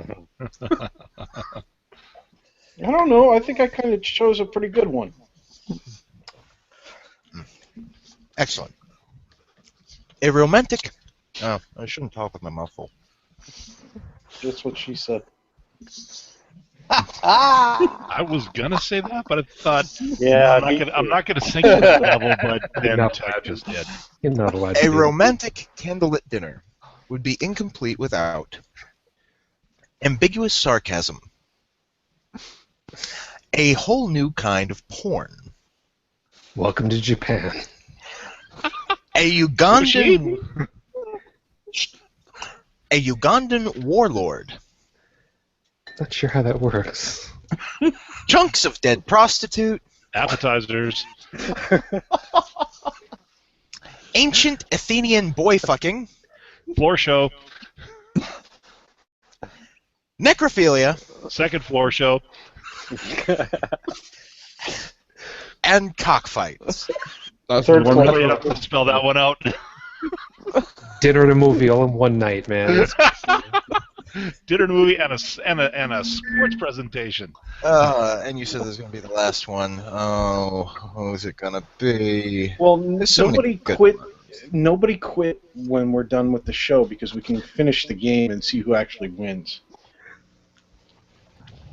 At this rate, it's going to take forever. But that one I have to go with. That's the Chunks of point Dead of the Prostitute. game. And of course, it would be the Frenchie that posts chunks of dead prostitute. Because why not? I thought Jack the Ripper was in England. Yeah, has anybody seen Hannibal? It kind of reminds me of that. The fava beans and a good Chianti. Chianti. And actually, it's not even a Chianti in the book, but the actual wine that it was used in the line for the book, most people wouldn't recognize it as a wine, so they changed it for the movie. Why? What was it originally? I don't remember off the top of my head. One moment. It's probably something weird like grappa or something.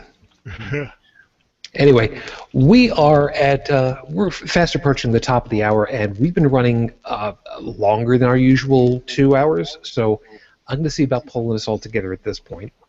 I'm gonna give everybody a couple of moments to just really quickly, please, guys, underline really quickly. If you've got any last couple of words that you'd like to cap off the night with, whether it's something scathing or it's something really positive. Bridget, what last item would you like to throw out? I would like to say, fuck you, Mike Fuckabee. Who do you think you are? He thinks if he's president, he's going to be able to overturn the SCOTUS ruling. Really? How? And that's it. That's a good question right there. Callie? It's a great weekend. Let's jump back into the trenches tomorrow because we're not done. It was originally an Amarone. Well, you're right. I wouldn't have picked that one. Alrighty. So since I got the camera on you anyway at the moment, what last item would you like to send off with? Who, me? You, yes. Oh. I'm sorry that I set the score limit to 10, because apparently that we're never going to get through a game like this in just 2 hours with this many people. Good night, folks, and I'll see you next week. Night, Joe. Sure enough. All right. Chris, what would you like to close off with? I'd say this has been a brilliant week with for rationality and sense with SCOTUS actually coming to a decent decision on their moving gay marriage forward in the US. We've had in the UK the government doing a clarification regarding banning creationism in any school that receives state funding, including academies and things. So it's been a great week for, as I say, for rationality, and a less good week for the religious right. And hopefully we can have many more weeks like this. I'll second that one. Dallin, what would you like to close us out? Just really to reiterate what's been said so far, this has been one hell of a great week. A lot of blows have been struck against an establishment that should have died out decades, if not centuries ago. And I do realize that we have a long way to go. There's still a lot of mountains to climb, a lot of obstacles to overcome. But I think this week, one of the biggest walls has toppled.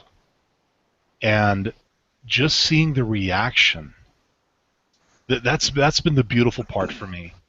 Seeing the reaction of the religious right and the conservatives based on this. People saying they were going to set themselves on fire. People saying that when they climb to that mountain of power that they'll be able to repeal all of this stuff.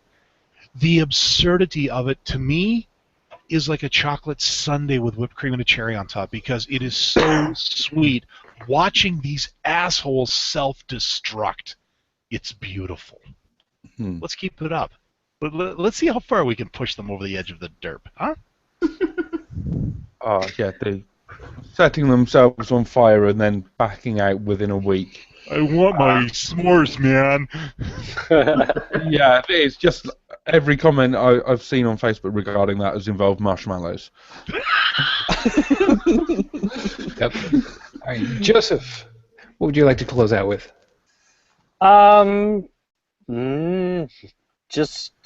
like to reiterate what Callie said. I mean, this it's not over, and for me, I kind of, it's almost like what's the expression? I'm losing my English. The last rush. It's like we should continue the attack. I don't want to call it an attack, but I mean just continue in this vein. Don't fall back. Keep the pressure up. Yeah, because it's really working. I mean, and this has to continue. Just keep the momentum. That's what I want to say. Yeah, turn those balls into unwavering obedience. Yeah. I couldn't resist. Funny you should put that one there. So, Unrenowned Tech, what would you like to close up with? You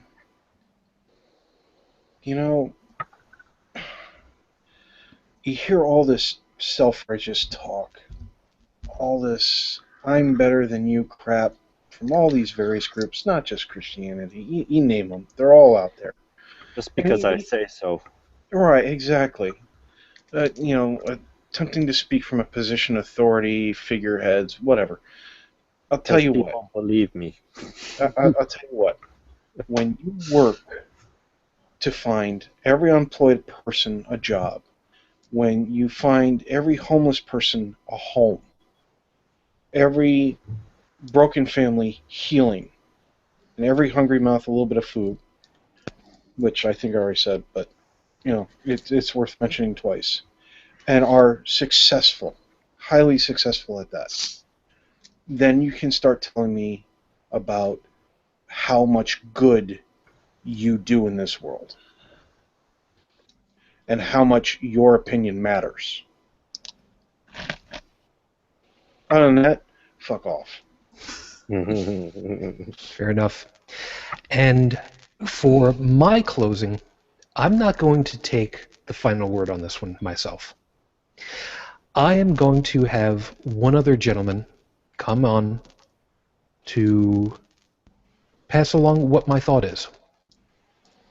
And assuming that he gets the invitation and gets his ass over here quickly enough, he said he was ready. Sent him a goddamn thing.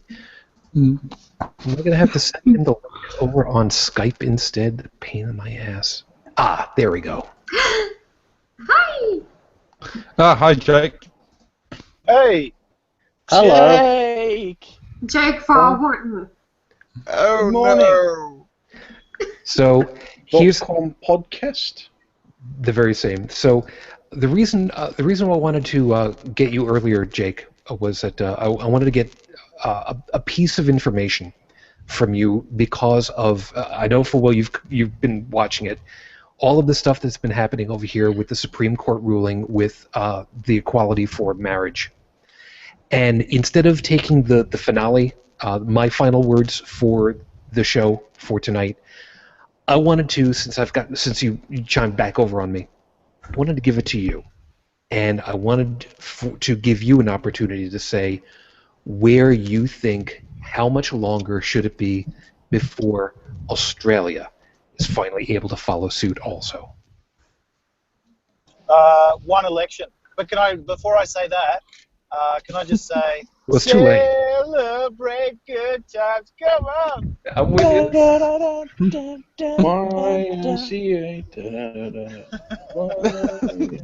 But it's so positive, and wow, I mean, on the one hand, I am so very, very happy for all Americans, gay, straight, transgender, intersex, whatever the L stands for. Just kidding.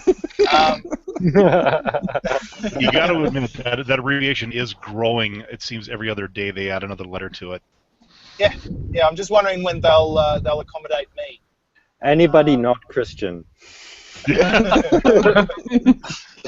Well, that's not true. I know plenty. I know plenty of gay Christians as well. But look, on the one hand, it's fantastic. Look, it really is amazing that all of these people, not only the people who have already been married, they will have their marriages recognised in states that didn't previously recognise their marriages, and they will have all of the same rights as any other married couple.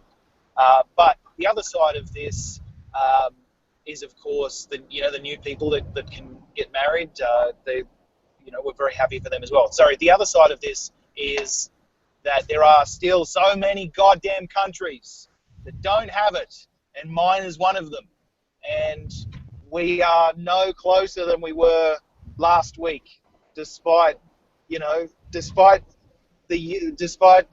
Ireland allowing equality in marriage, despite the US, the Supreme Court ruling allowing equality in marriage. We in Australia do not have it. It's an unfortunate scenario, and I think we're only an election away, as I mentioned. I think we're only one single solitary election away, because frankly, I think it will be an election promise. Right now, we've got on the left and the right side of politics the Labor Party in Australia and the Liberal National Party in Australia. The Labor Party is to the left, and the Liberal Party, the misnomer party, is to the right, and there is very little to differentiate one from the other. So I think it will end up being an election issue. So more importantly, how's the social atmosphere? What's the social opinion over there? So the survey says, to quote from American Family Feud, the survey says about 75% in support of legalization of same-sex equality in marriage. So soon. Really soon. That's why I say it's going to be the next election, and I honestly think, being a political junkie as I am, I dare say that it will become an election issue on the basis that the two major parties, have very little to differentiate themselves on. So I dare say the left side of politics, the Labor Party, will end up making it the thing that they do if they get elected in. When is that election? Well, we heard earlier this week that the Prime Minister's Chief of Staff, Peter Credlin, suggested in a leaked email that there's the potential that we'll have an early election as early as sort of 2 months away, but it can be as far away as next November. Look at it this way, Jake. As far as differentiation between the groups, one group has Joe Hockey, the other doesn't. So there you go. That's a big old callback. For some people who were actually listening to his show, you will get that joke. And Callie is smiling very large. I'm still getting caught up for when I was out of town, so I'm working on it. Fair enough. So, as always, everyone, thank you so very much for taking the time to watch our show. We know full well that we're not one of the top tiers, but we're certainly not in the basement by any stretch of the imagination. At the moment, I would also like to very quickly say a very large thank you to Jake for allowing me to use you as my speaking point at this point. Jake, thank you very kindly, and you have yourself a great afternoon. And plug yourself, would you please? Yeah, sure. ImaginaryFriendshow.com. And I was trying so hard not to do that. Oh, Callie's there. I didn't hear Callie's either. Yes, hey, I'm here. We've kidnapped your co-host. Oh, hey. I can't look down because I'm driving. But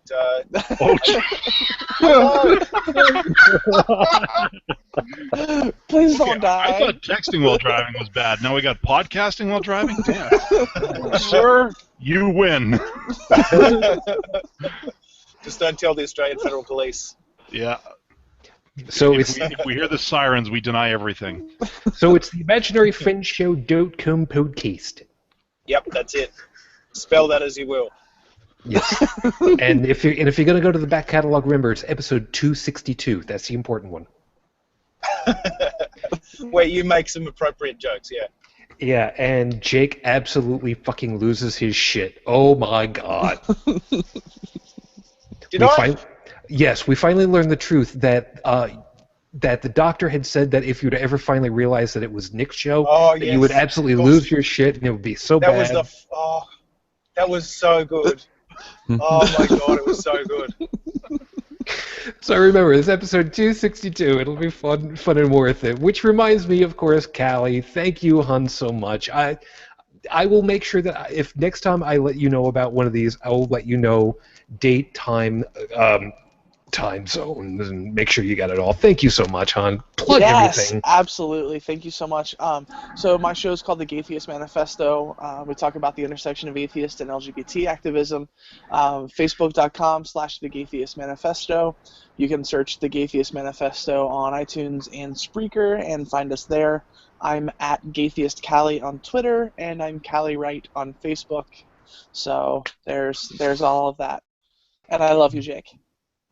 I love you too, and listeners, this show of Callie's, greatest show in the world. Yeah, oh, it really come is. on. It's really great. Thank you. Right behind mine, right? Right? Yeah, literally right behind. Yeah. That's just because it's alphabetical.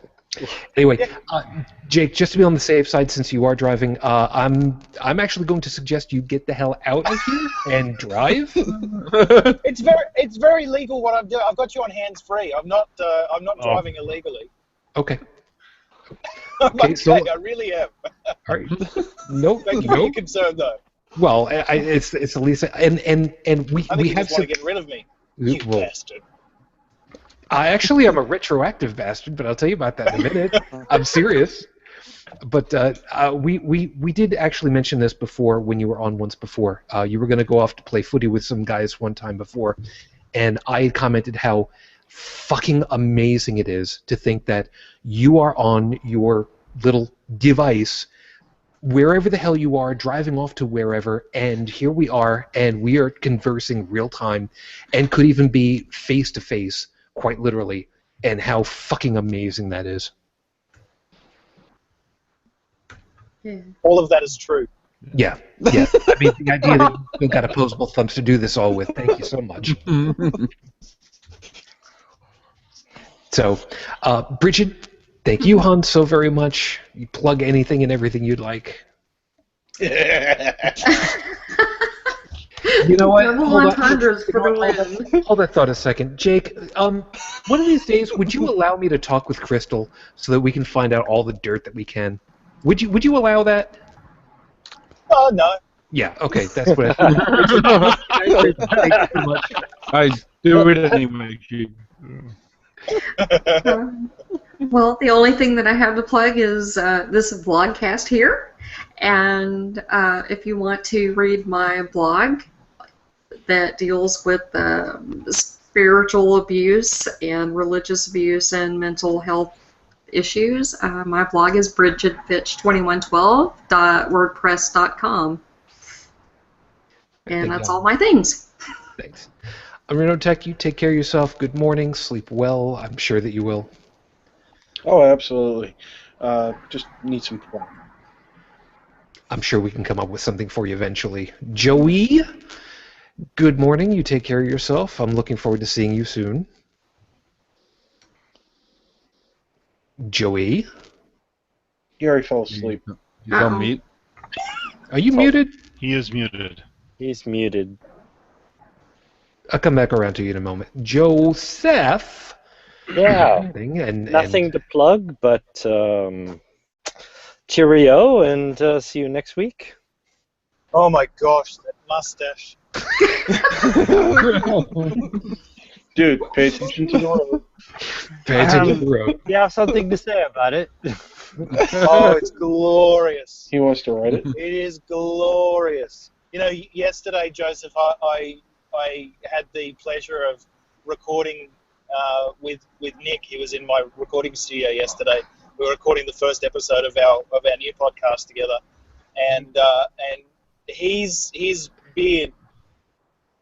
I mean, I'm just so jealous because now I'm a beardless man. Yeah.